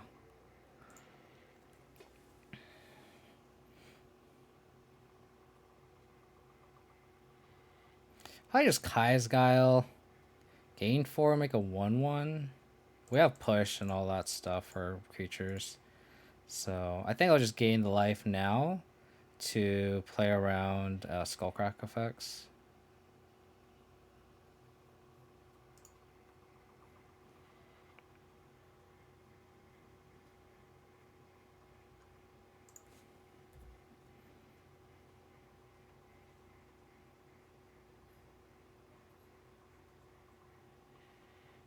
Opponent is mad. Opponent's drawing a lot of 2-mana burn spells, which is unfortunate for us. We're gonna Turak him though. I don't have push. You're right. You are not wrong there. You are 100% correct. Well, we still have the dam. I mean, so next time we put Lurrus in hand. We just hope they just don't draw any. Ooh, they had another Boros Charm in hand? Oh my goodness.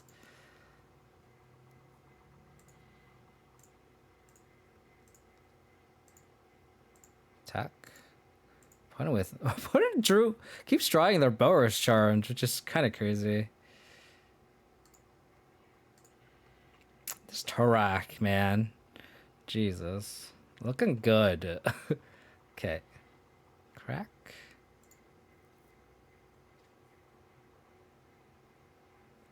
I wonder if they'll consider putting Lurrus in hand.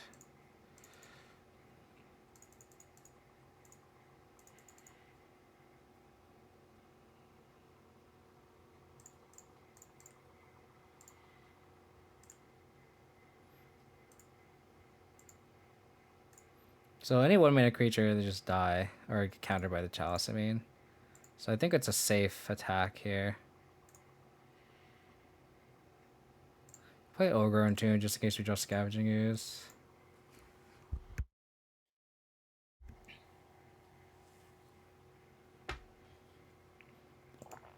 Eidolon.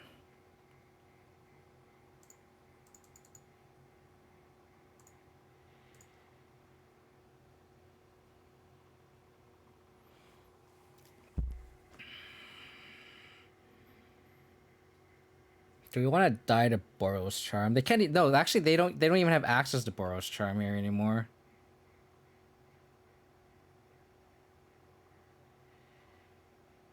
So I think we just damn Lurrus Bauble. Yeah, we damn Lurrus Bauble.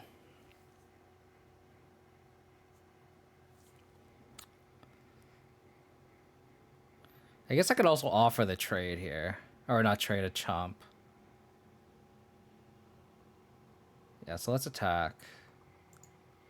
See if they block. Because if they block, then it's, like, safe. I doubt they will, though.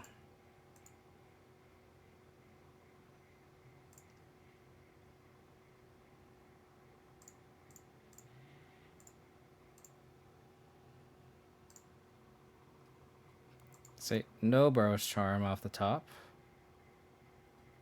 I guess Skewer would screw us too, but I think we just have to do this because like otherwise they just have so many live draws.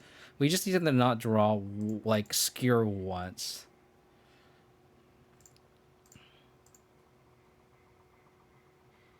Goblin guy, thank you. Okay. So if they have Boros Charm, if that's Skewer, they would have cast a Skewer, I think.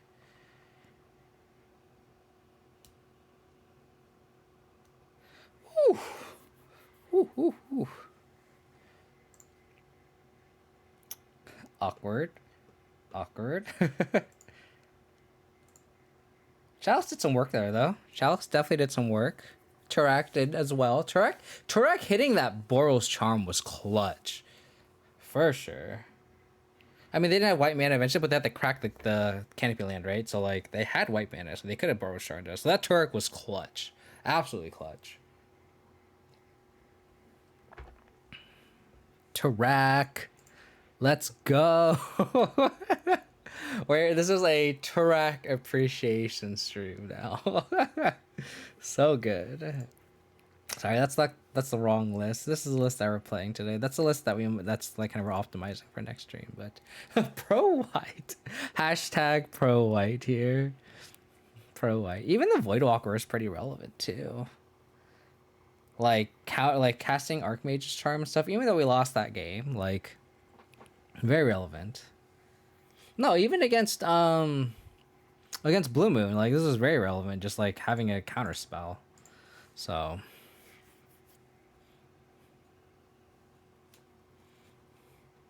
We lost the game against Blue Moon. We won against Blue Moon. We lost against Esper Control, but like even against both matchups, it was like pretty decent, right? So, yeah. We beat Blue Moon. We lost to Esper Control. What in both those matchups, Voidwalker was like very very impressive. This hand's awkward because like we don't have triple black lined up, but I think it's still gonna keep.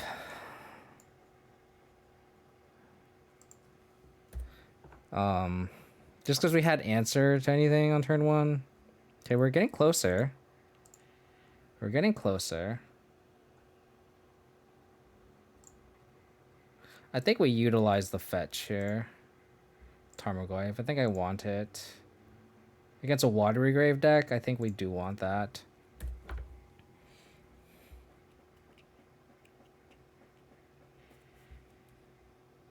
So slam Goyf next turn.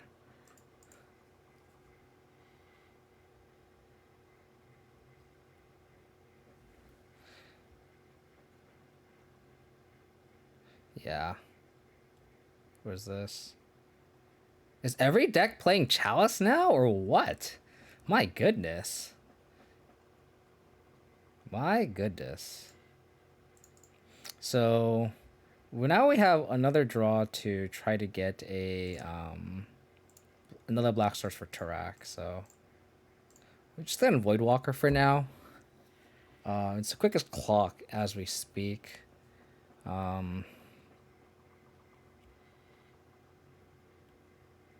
So Chalice, Watergrave, Swamp. So what are we up against here? Huh.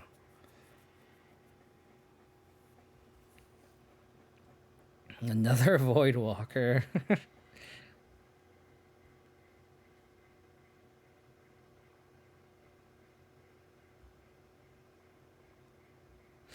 Let's slam Goy first.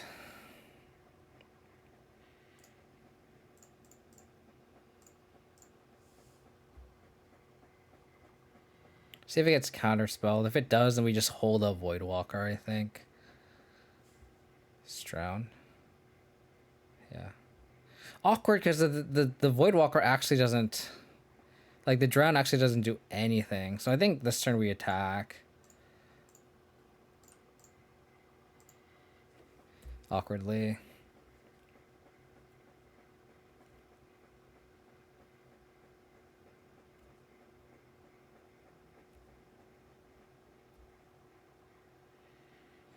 I could have, but Chalice is... No, I can't kill Chalice right now.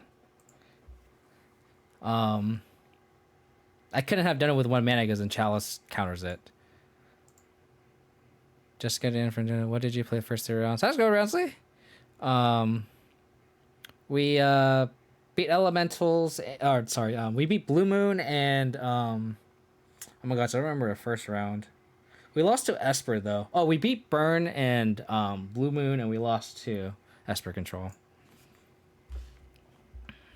Oh, God, yes. Oh.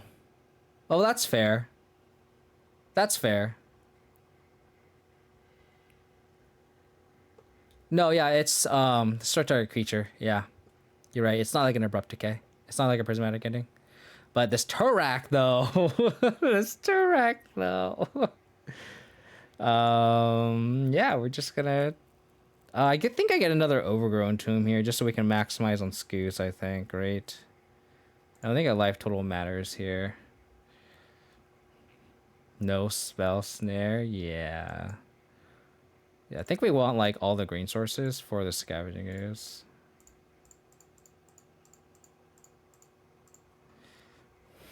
Oh god, Tarak, man. Tarak. Opponent's like, what? What?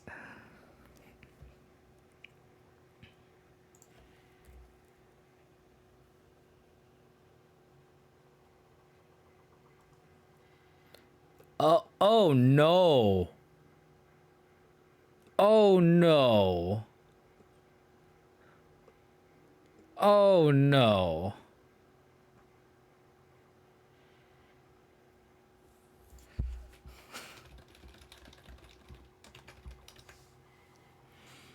You hit the wrong card, Tarak. You hit the wrong card. I don't think we have any outs to this outside of Vindicate. Kazga's not main. Oh no. Opponent said, I thought for sure it was going to stay in hand. Take the prismatic ending. Yeah, so we need Vindicate.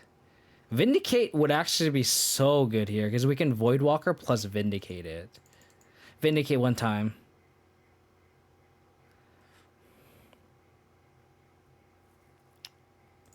That's not bad. Because now we can Scooze and eat it if need be. Not bad. Not bad. I wish we had another black, because then we could have, Voidwalker.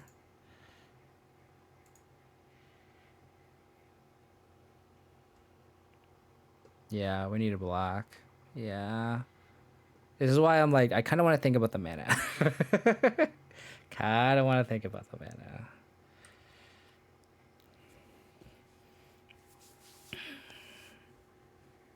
Hopefully they don't have any more answers to the Scoos.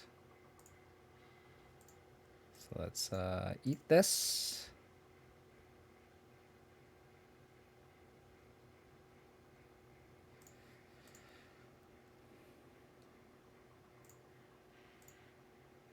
I think I slam Voidwalker here. Just to have like 2 pieces of graveyard heat. I could also just slam Goyf too, just to get a clock.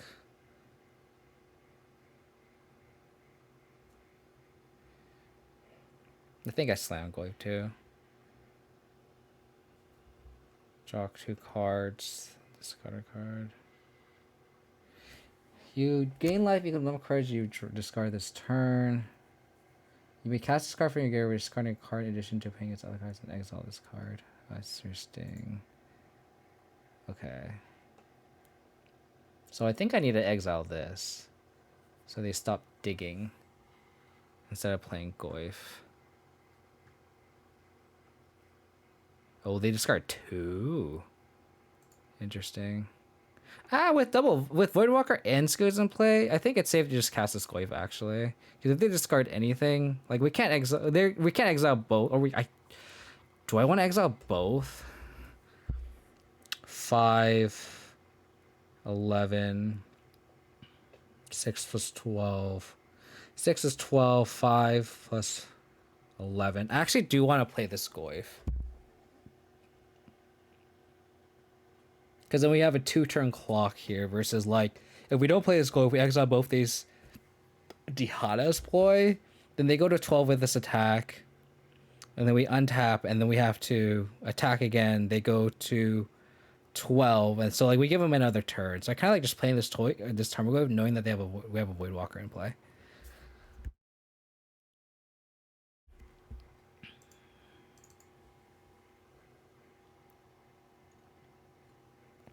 They need like double drown. And then if they do have double drown, then like I'm happy to have a Tarmogoyf in play to at least clock them, right? So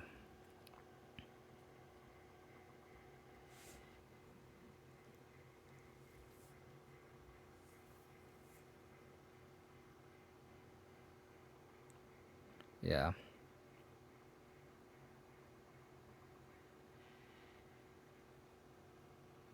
Okay.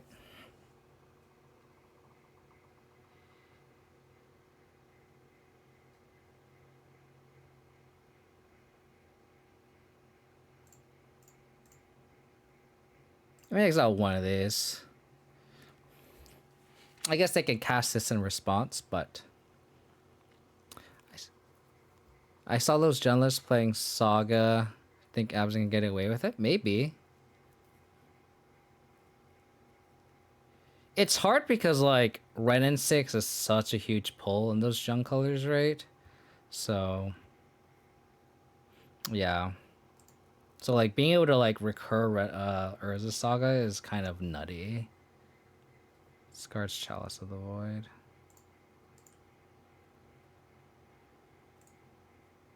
So this is a turn where I think we hold up Voidwalker for Drown the Lock.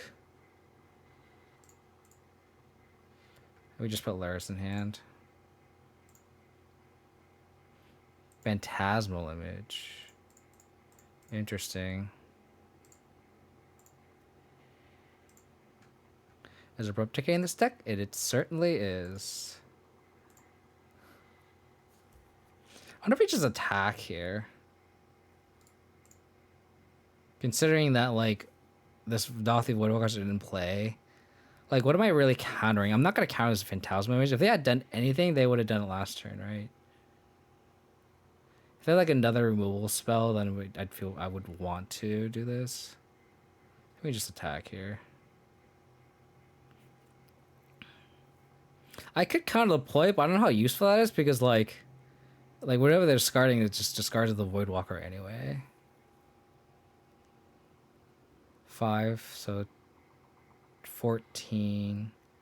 I think we hold it back. It's still a 3-turn clock. And we can attack next turn when we go Lurrus, bring back Voidwalker, I think, when it's a little bit more safer. Yeah. Not gonna lie, I've been cheating on Abzan and the Gruel Delirium. I don't blame you. That deck looks fun. The one that Gigi made. It's a pretty sweet deck, so I don't blame you. Yeah.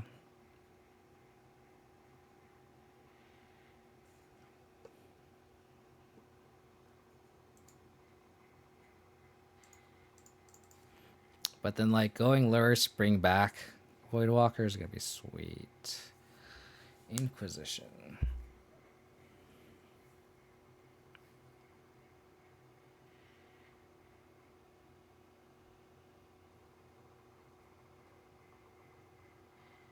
Yeah.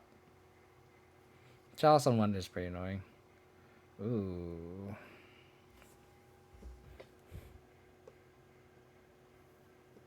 That sucks.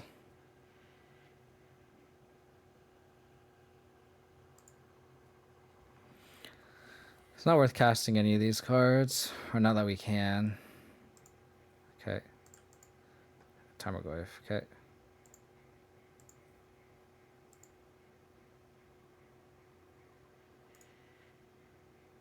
Oh, you're right. You're right. I should have. You're 100% right. Because now they can just retract the next one. You're 100% right. You're right. Thank you for pointing that out. That's so tunnel vision that I have like a backup Voidwalker here. But you're 100% right.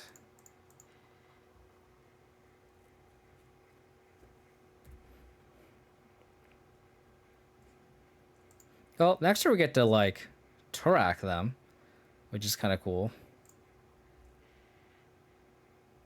That gets around it.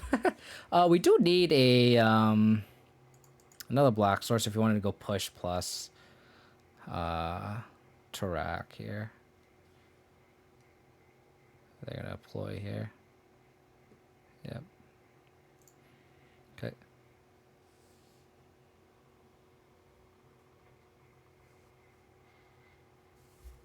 So it's around to changing up a bit, leaning on the Tanny with explorers and whatnot. Ooh, Budget Harvest is interesting. All right, we got the.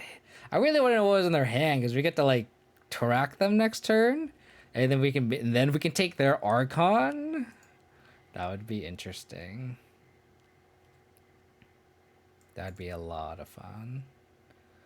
So the main deck, damn, pretty good there. Pretty good. The main deck Chalice really blows. Kick Shot 9, thank you for the follow. Really appreciate it. Thank you for tuning in, hanging out. Do we want these Tarax? Oh man, that's so awkward. don't know if they would take Chalice off, because then it shuts off my discard spells. Shuts off Spell Bomb. Yeah, that's fair. Our hand was very, like, 2-drop heavy, which was very, very lucky for us. I guess, like, Bob's coming in this matchup just to, like, draw cards over, like, the Tarak. Do we want Lingering Souls? Probably not, right? I don't think this is a matchup where we want Lingering Souls. This card is pretty decent. Do we keep the Prismatic ending just for Chalice? I already have Decay. So maybe we just board out the Prismatic ending and go, like, I guess we just board the Lingering Souls back and the Tarak. Just have one Tarak.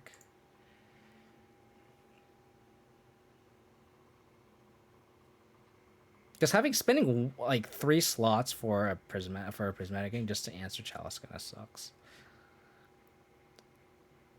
That makes if they do Chalice, it is kind of shitty, but I think I'd rather just not have too much anti-hate against us. Ooh.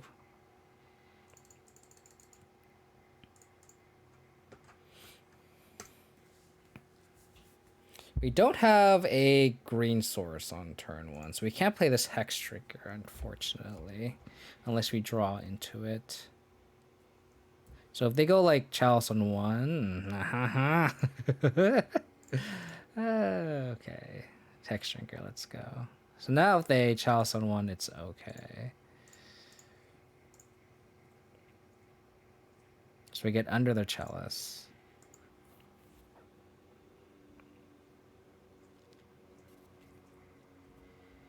I love how we were like so happy to cast that Turret game 1 and like it did not matter. Like it was like the most like roller coaster emotions, just like, oh yeah, cool, we get to Turak them. Oh no, we Turak them. So funny. So funny.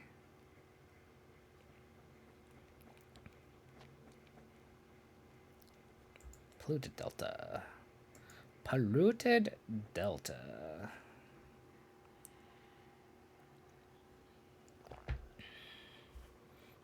What's awkward now though is like we can't like Scoos and have green mana. What is happening? Why do I just decide to open up a new one? We need Spell Bomb here. Oh. That's acceptable, I think. Acceptable. Because they discarded a Polluted Delta. So they just have no targets? Or like no, I guess that means I had to play the Scoos, right? I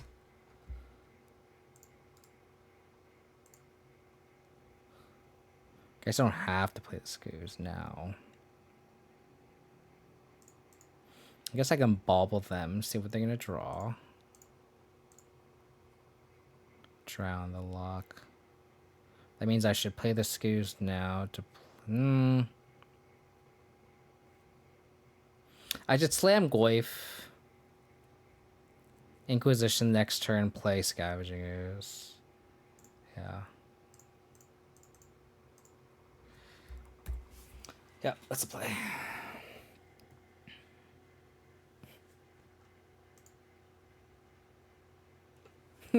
One of Turok. Oh no. Oh no. Oh no.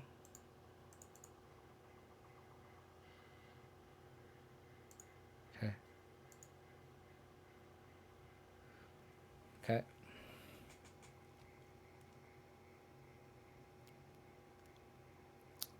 Let's attack first. See if they drown this. Because I don't want Inquisition, then they drown it, and then they just get information there.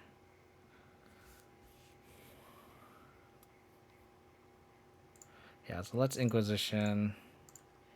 And then Scavenging Ooze, I think.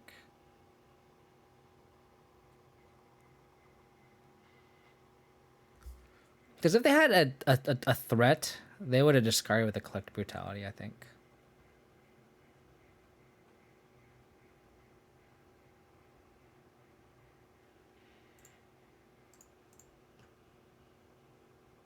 Oh. So is this a whiff here? That would suck if it was a whiff. Unmarked Grave. If you just take the Unmarked Grave here and then Teract them next turn. Oh my. Oh, I shouldn't have played the Swamp. Oh well. I could have just played the Triumph instead.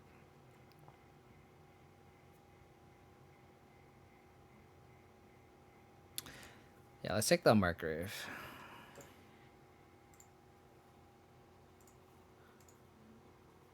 Darn. I could have played the Triumph. I should have Inquisition first. Because it would not have mattered.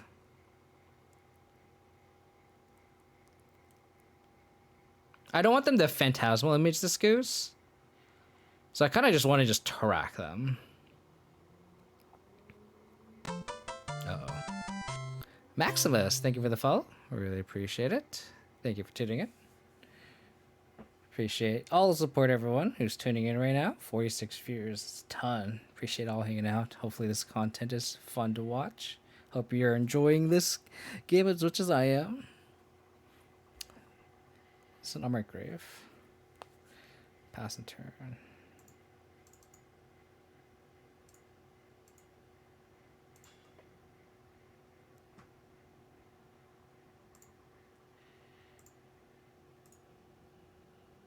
The Remembered Goose. Okay, whatever you do, don't hit a threat, Tarak. I was talking so good about you for the past 48 hours. Okay. Just hit these 2 cards. Oh. They have a Phantasmal Image left in hand. Don't know how I feel about that.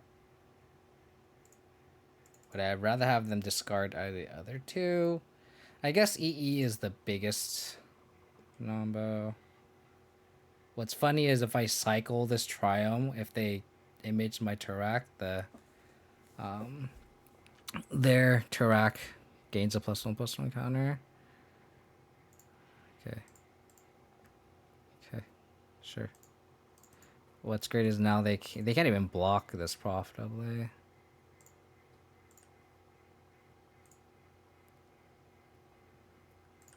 Mega. Opponents have Mega punished for not playing the EE.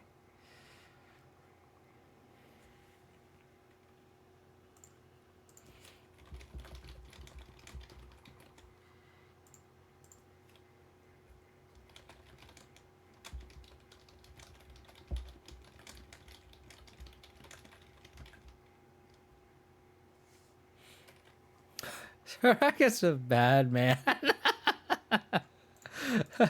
Indeed it is. Ooh, do we want to play into an EE? I guess it's fine because we have a Lurrus. So, like if they go EE, we just go Lurrus in hand, play Bobble, right? The opponent's kind of beating themselves up for not playing the EE, but I think it's a tough call. I don't think you can just assume that you just E onto proactively.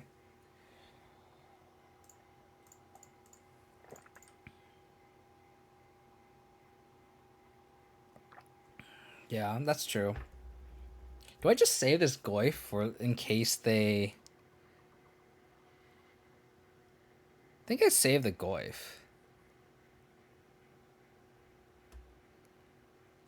Because if they have another EE, yeah, let's play it safe here. Let's play it safe. How's it going, Zach? Hope you're doing well, buddy. How was your stream? Hope it went well. Thank you for the raid, buddy. Really appreciate it. I don't want Psychotron because I want the green source off the Scavenging Ooze, right? Oh. What are you doing with the Scooz in play, though? What are you doing with the Scooz in play? But yeah, really appreciate it, Zach. Hope your stream went well, buddy. Why did you do that?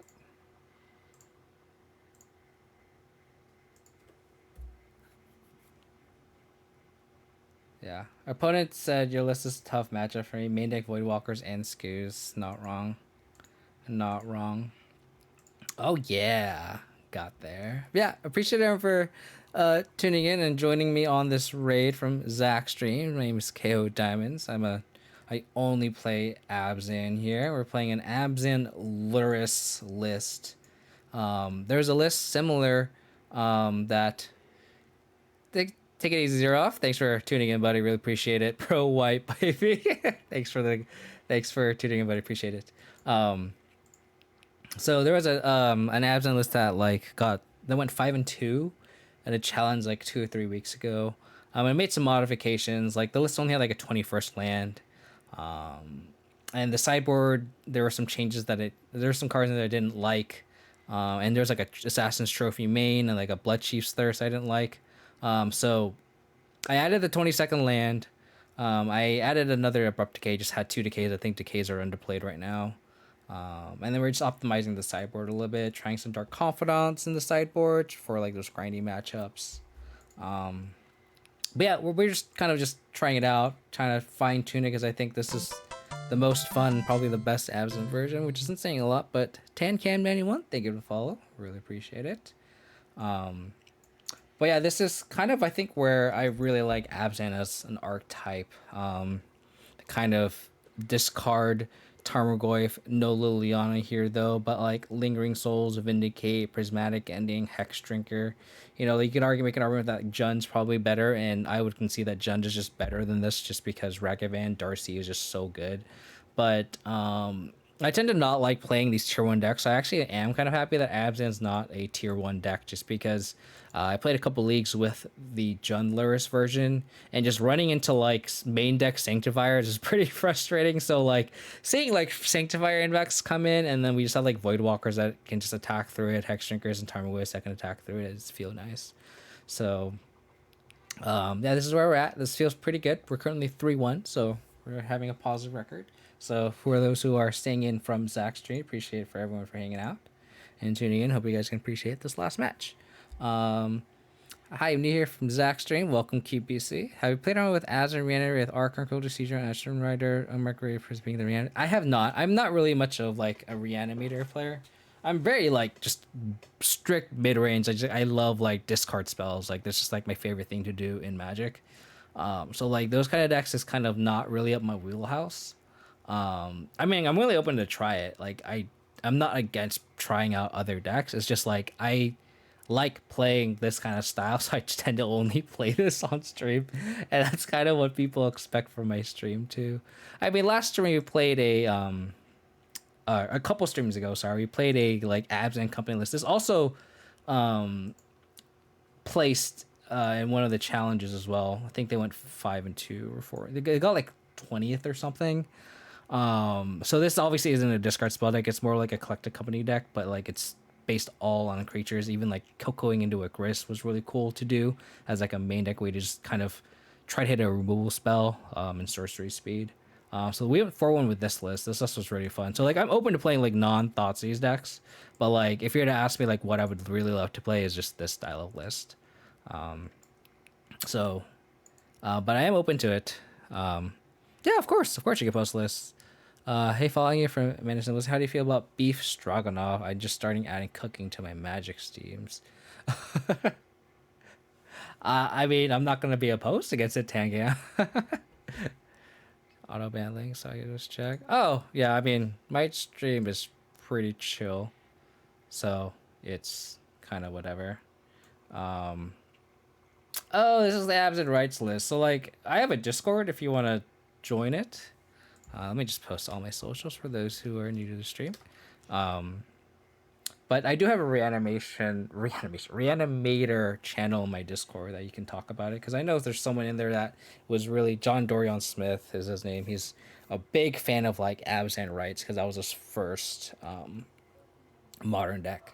So there's been some discussions. I know one of my mods, Roundsley, I don't know if he's still in the chat, but he has been kind of tweaking with like an Absent food list, a Jund food list, Jund Reanimator, Absent Reanimator. He's trying to like fit a Reanimator package into like a mid-range shell. So if you want to hang out and discuss that, I don't have much input in that channel because I don't play this style of deck, like I said. But if you want to discuss it, you're more than welcome to in there, and in the chat too. I'm not opposed to like, you know, talking like different decks in the chat. I mean, I feel like I know a lot of people that play other decks, and like they always they always troll the channel with their respective love of their decks. So feel free. But like looking at the list, it's seems solid. Like I don't like. I think the only card that I'm kind of iffy about are the 4 Siege Rhinos. Actually, I don't know how good those are. I feel like I'd want more interaction, if anything. I guess you have the 3 Bone Shards. Liliana, I feel like the Siege Rhinos are just better off as Lilianas just because you can interact with your opponent and you can feed into your reanimation plan. Eternal Wind is kind of a cute one of too. Like I don't. Oh, you have Ephemerate with Siege Rhino. That's really cute. And then you can just Ephemerate with Archon and Asher Rider. I wonder if you should just have like a Sarah's Emissary as like a one of, just to like get them, and then like have an Ione in the sideboard. I think I saw Aspiring Spike do that. That way, like you can have game against a lot of decks. I feel like you can get some free wins if you can just reanimate like an Iona or a Sarah's Emissary or something. Yeah. Yeah, that's fair. That's fair. Like if you and you could like backdoor Siege Rhino. Like at least Siege Rhino gives you like a backdoor plan to the reanimation play. So I can see why you'd want that. I just don't know if 4 is the correct number. That is a lot of 4 drops that can kind of make your hand clunky too. So, but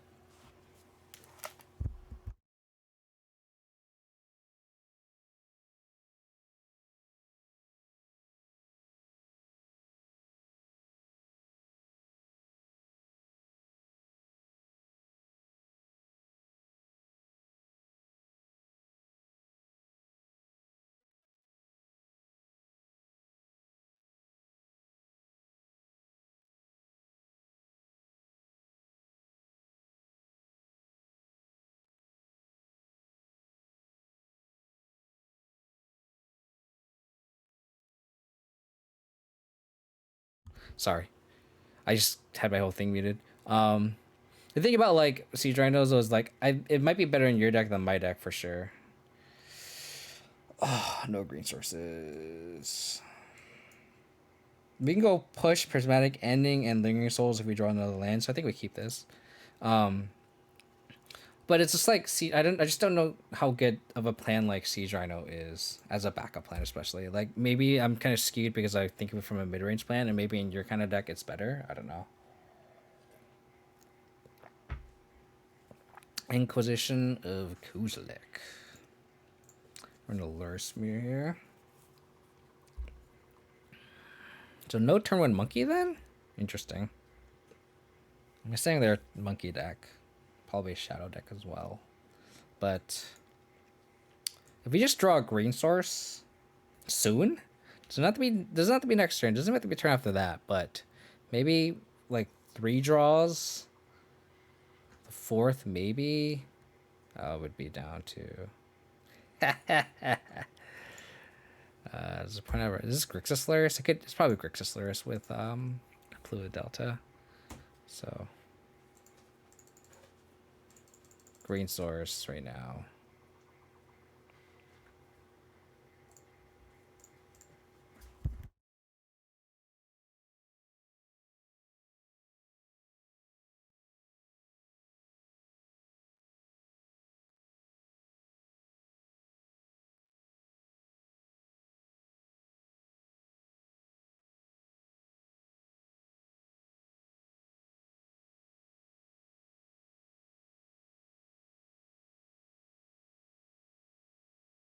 Crap! I keep forgetting to unmute because my phone's going. I was saying like I didn't want to level up because I was playing around a dash monkey.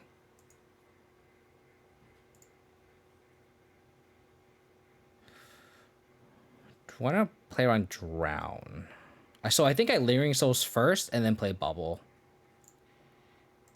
Just to play around drown. Cool. So upkeep bubble them. So this is where like main deck Lingering Souls is a lot better than Kyle's Gala main, which is what we're thinking about.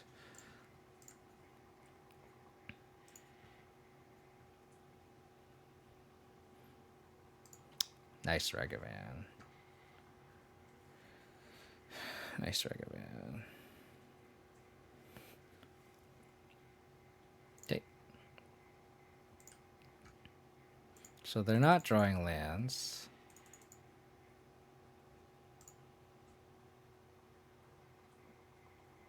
But we are.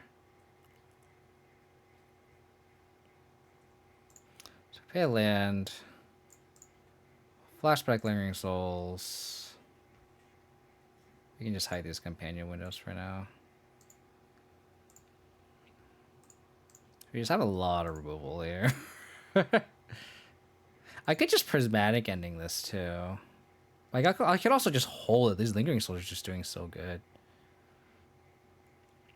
I could see an argument for Stone Raining them. I just don't think that's... I could see an argument for Stone Raining them. I think I'd rather just kill them before they get to that point, right? Unholy Heating a Spirit. Sure.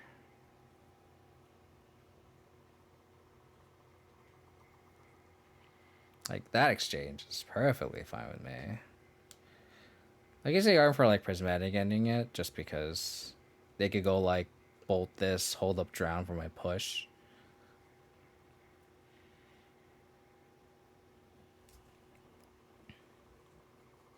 But I think Stone Raining them just look too cute to play.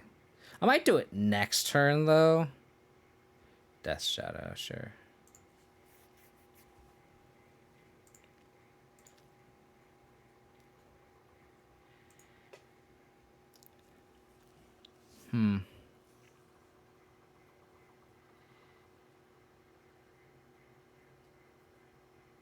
Now I do kind of want to Stone Rain them.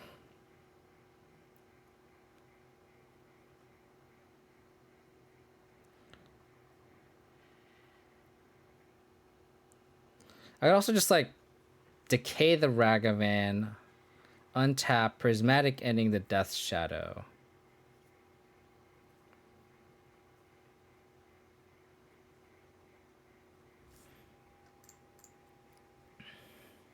Yeah, let's Overgrown Tomb here.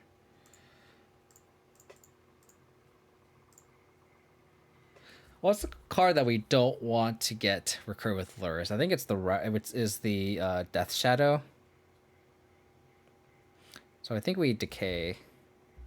Oops, don't have the right mana here. Let's decay this.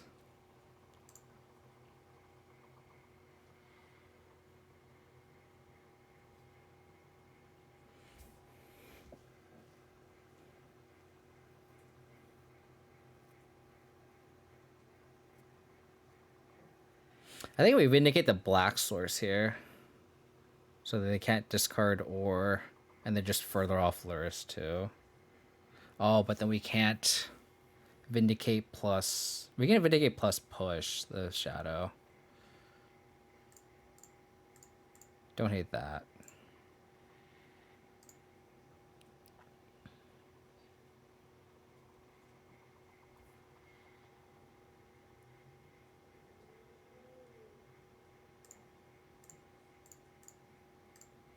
I think I hold one spirit back this turn just to play around a dash Ragavan.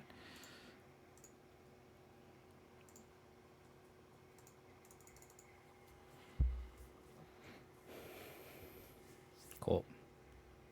Lingering Souls main deck. Okay. Death Shadow Lurrus. Do we want Chalice in this matchup? Shuts off Unholy Heat, Death Shadow, Ragavan, Darcy. Let's try it for science. We brought it against Burn and it was pretty good, so I think we want all of these. We were bringing in like a lot of our sideboard.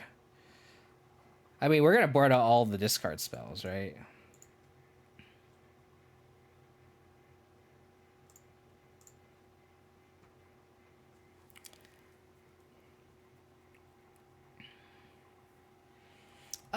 How's it going, Wooba?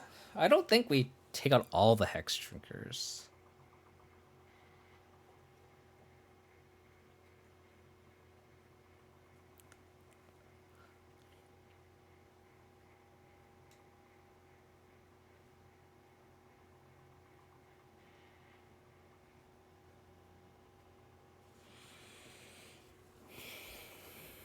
Do we want 2 dams? I guess so.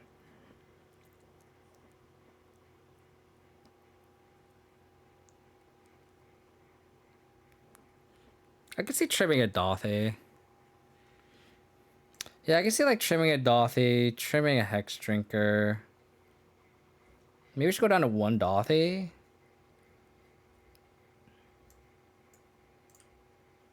I don't hate just going down to 1 Dothy. Don't want to Kataki. Can never say Kataki. There's a person I know in high school. His last name was Takaki, and I can't not say Kataki because it's like I'm so used to saying Takaki. It's like a tongue twister. It's fine.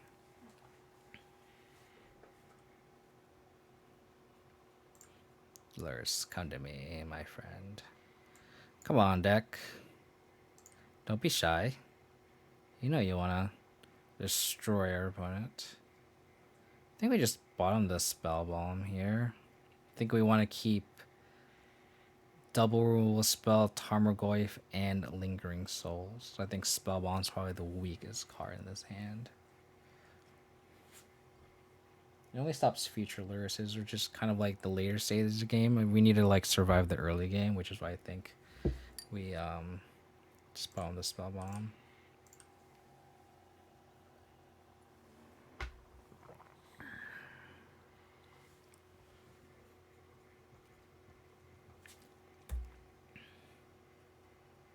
Damn. I'm gonna play a flats here because if they don't play anything, we can just get a try. If they do, we're just gonna go let's try. No harm, no foul. But yeah.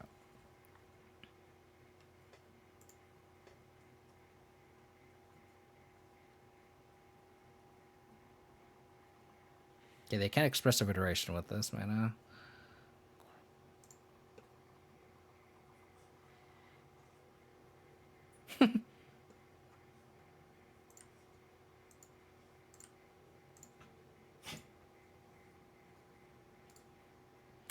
Yield until the next end step.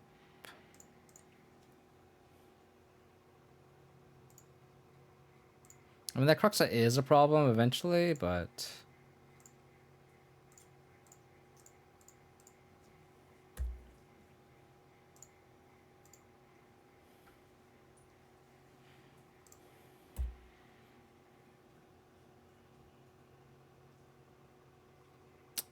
especially with that. Do I play around Drown? If I flashback Lingering Souls right now, I play around Drown, but I lose out on a point of damage.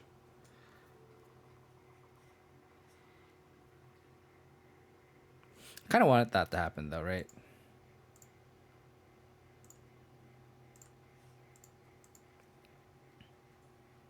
They don't have Drown.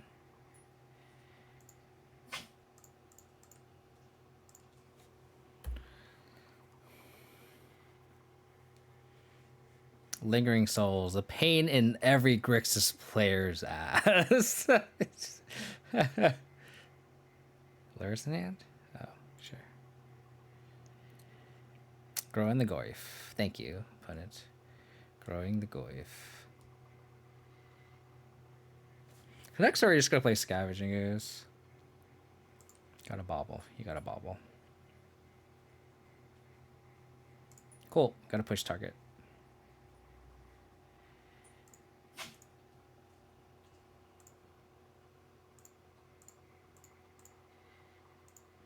Bye-bye.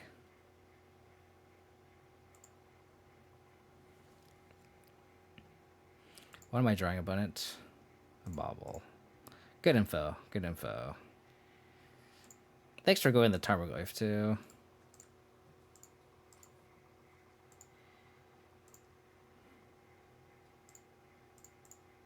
So we don't have to eat this Cruxa now.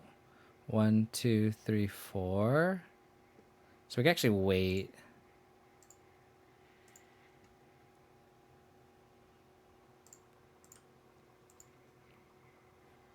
Expressive. Sure, you can cycle all you want, buddy. 1, 2, 3, 4. Yep. So just if they take any action, we'll just exile the Cruxa. Okay. Eat the Cruxa here.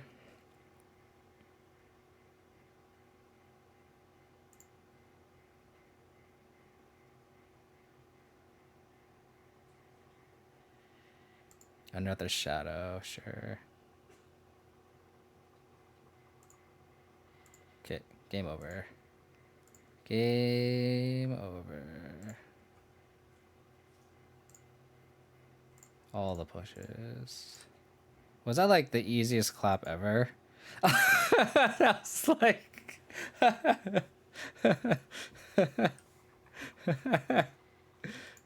4-1. Let's go. Feels good. Feels good. It makes you kind of wonder if Lingering Soul is where we want to be main. I feel like we do. I mean, maybe we just like... I don't know. Maybe we just don't need the Scoos main deck and we just still do the third track and just keep the Guile's side. The Dark Confidants are kind of iffy though. They're kind of like okay. Like even against the Esper deck, like it just... Like I had Veil of Summers in that slot and it's like, are the Veil of Summers really doing anything there? I feel like Veil of Summers are just kind of so hit and miss. I don't know how OP beats this deck. I don't know either. Like, we just, like, demolished them, Jay Freezy. Like, that was, like, no sweat out of that. Like, I don't know. I feel like I've never played a game where I just, like, destroyed our opponent like how that game was.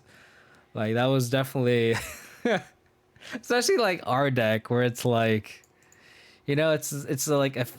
The Boomer Homage is like a 50-50 deck, right? And it's like, it's not really. It's really not. This deck is a ton of fun. I'm really happy I found this shell. This shell is a ton of fun. Even against like Chalice on 1, like we just don't fold to it. Like against those Death Shadow Lurrus lists, like Chalice on 1, like there's so many Chalices in the meta. And the fact that we don't fold to it feels fantastic. Like, we placed 3, like, decks that played Chalice main. It was Blue Moon, that deck, the Reanimator deck. Like, there's so many Chalices main. And, like, you would think that we just fold to it because we do have, like, Hex Drinkers and somewhat discard spells. But, like, if it's, like, a Chalice deck, the Fatal Pushes are probably already dead. So it's, like, shutting that off as whatever. But then we have Prismatic Innings, Decays, and then, like, most of our threats are 2-drops plus Lurrus, right? So, this was... definitely a lot of fun. I'm still like I know we brainstormed like this change here where we swap the Lingering Souls for the Kai's Guile and then like a Hushbringer or a Tokati Honor Guard main.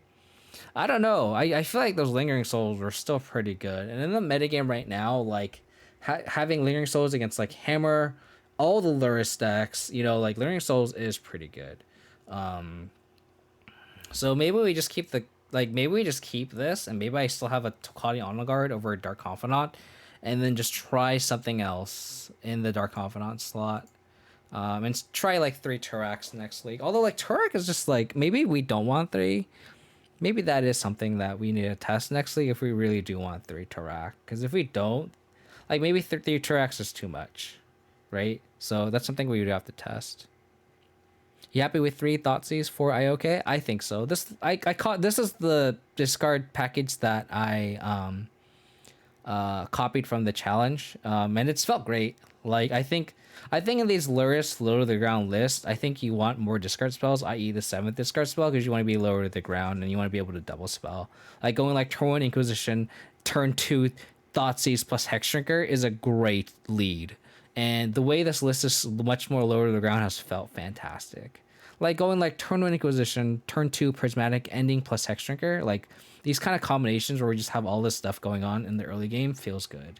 And that's kind of my quarrel with Abzan lists in the past. Is like Abzan is just so clunky with like Stoneforge Mystic, Lingering Souls is already clunky, and like a combination of like Lingering Souls, Liliana, Vindicate, Skyclave Apparition, Kaya's Guile. There's so many good 3-drops that we all want to play. There's like obviously like we can have Lurrus in the main too, and then you just kind of have to like kind of not fight against that temptation and just go lower to the ground, because I think that's where modern is right now. And it's to the point where like Chalice is being main decked, and the fact that we don't just fold to it has felt pretty good. So 4-1 is a great result. I'm pretty happy with it. I'm actually kind of thinking maybe we don't want Lingering Souls, and then this Dark Confidant slot is something I do want to reconsider. Maybe I just wanted to call the Honor Guard over the Skataki. I'm not entirely sure. So there is an argument to dropping the 4 3-drops so you can have Lurrus Companion. Yeah, I mean the 3-drops that you're dropping are like equipment, Liliana, and yeah, it's just equipment of Liliana at this point. And Stoneforge Mystic has felt pretty mediocre. Because of the fact that Mardu is so low to the ground. Like they go turn 1 Ragavan. Like even if you're on the play, right, you go land, the opponent goes turn 1 Ragavan, you go Stoneforge Mystic, and you have to chump. And then like the equipment is like the modern is just so low to the ground right now. Like the equipment don't really do anything in those respective matchups. Like look at Hammer Time.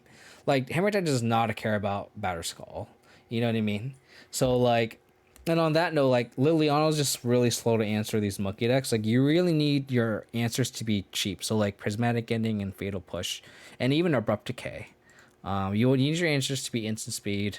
So that's why I really like the 2 Decay. I don't like Assassin's Trophy right now. I think Assassin's Trophy is just, you just don't want to be trophying a monkey, and that's where we want to be. My OBS is freezing. I don't think I can raid right now.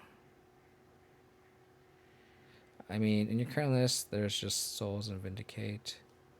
Could be Trend, maybe. I mean, that's the thing. Like, these three drops are good enough, right? Like, you don't want no 3-drops. I think Lingering Souls and Vindicate are worthwhile 3-drops, and it still fits the Lurrus criteria, so I think it's okay. Like this shell has felt fantastic. I don't think you should be cutting Lingering Souls or Vindicate.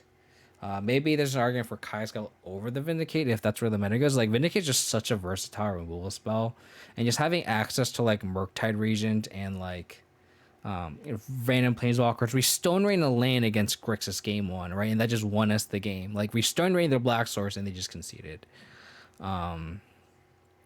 So yeah, so like no worries, buddy.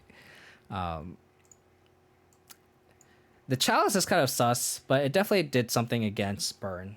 So that's really interesting. Yeah, my OBS unfroze, so we can now finally raid someone. So I really appreciate everyone for tuning in and hanging out. My next stream will be Saturday afternoon. So I hope to catch you guys then. If you guys want to support the channel, please hit that follow button. If you want to check out my past streams, you guys can go to my YouTube. And if you want stream updates, you guys can follow me on Twitter. I want to give a shout out to QPC. Thank you for the follow. Really appreciate it. So let me hit up the socials. If you guys want to check out my past streams, go to my YouTube. Stream updates, go to my Twitter. If you guys want to hang out, you guys can go to my Discord. How's the Tron matchup? It's pretty bad. But luckily Tron's not really available. There's one Damping Spear. We can Prismatic Ending a map. We go turn 1 discard and just hope to hit him with like a Tarmogoyf for Hex Drinker and just go under. And hope they don't get Tron. That's the game plan against him. It's not great. But I'd rather play against Tron than like Esper Control, which was our only loss tonight. Esper Control is just like unwinnable. I kind of just don't want to dedicate any slots to it. Like I think the Bobs are for Esper Control, but like the matchup is just so bad. Like I just don't think we can win it. But I want to give a shout out to the Heathen King for the resub, 2 months. Mark Mulling for the 6 months. Appreciate it. And Mana Symbol for the raid today. Appreciate everyone for their support and hanging out. Again, hope to catch you on Sunday. Warefleet, thank you for the follow, the last minute follow. I really appreciate it. We appreciate all of the support. We had a very high viewer count, and then the raid definitely boosted us up even more. So I really appreciate everyone for tuning in and hanging out and contributing to chat, and it makes things a lot more fun, obviously. But yeah, I'm probably gonna do 2 leagues on Saturday. I'll probably play maybe some minor tweaks, maybe just play the 75 again. I'm not entirely sure, so I'm gonna think on it. And then play the Abzan company list that Mark wanted me to play, one of the subs. He subbed for 6 months, so and he really wanted to see another replay. So I might play this. I'll do 2 leagues. I'll play this and then the Lurrus list again on Saturday. So if you guys want more Abzan content, hope to catch you guys next time. Or if you guys want more of that content, I have a bunch of Abzan content on my YouTube. Other than that, stay safe, stay healthy. Let's raid AJ Valentine. He's playing some burn tonight, so send some love, and I hope to catch you guys this weekend. Bye.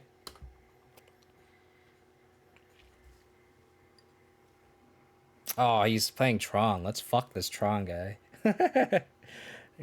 Appreciate it, Poison Lee. No, thank you for tuning in, IXP. Hope you guys next time. Bye.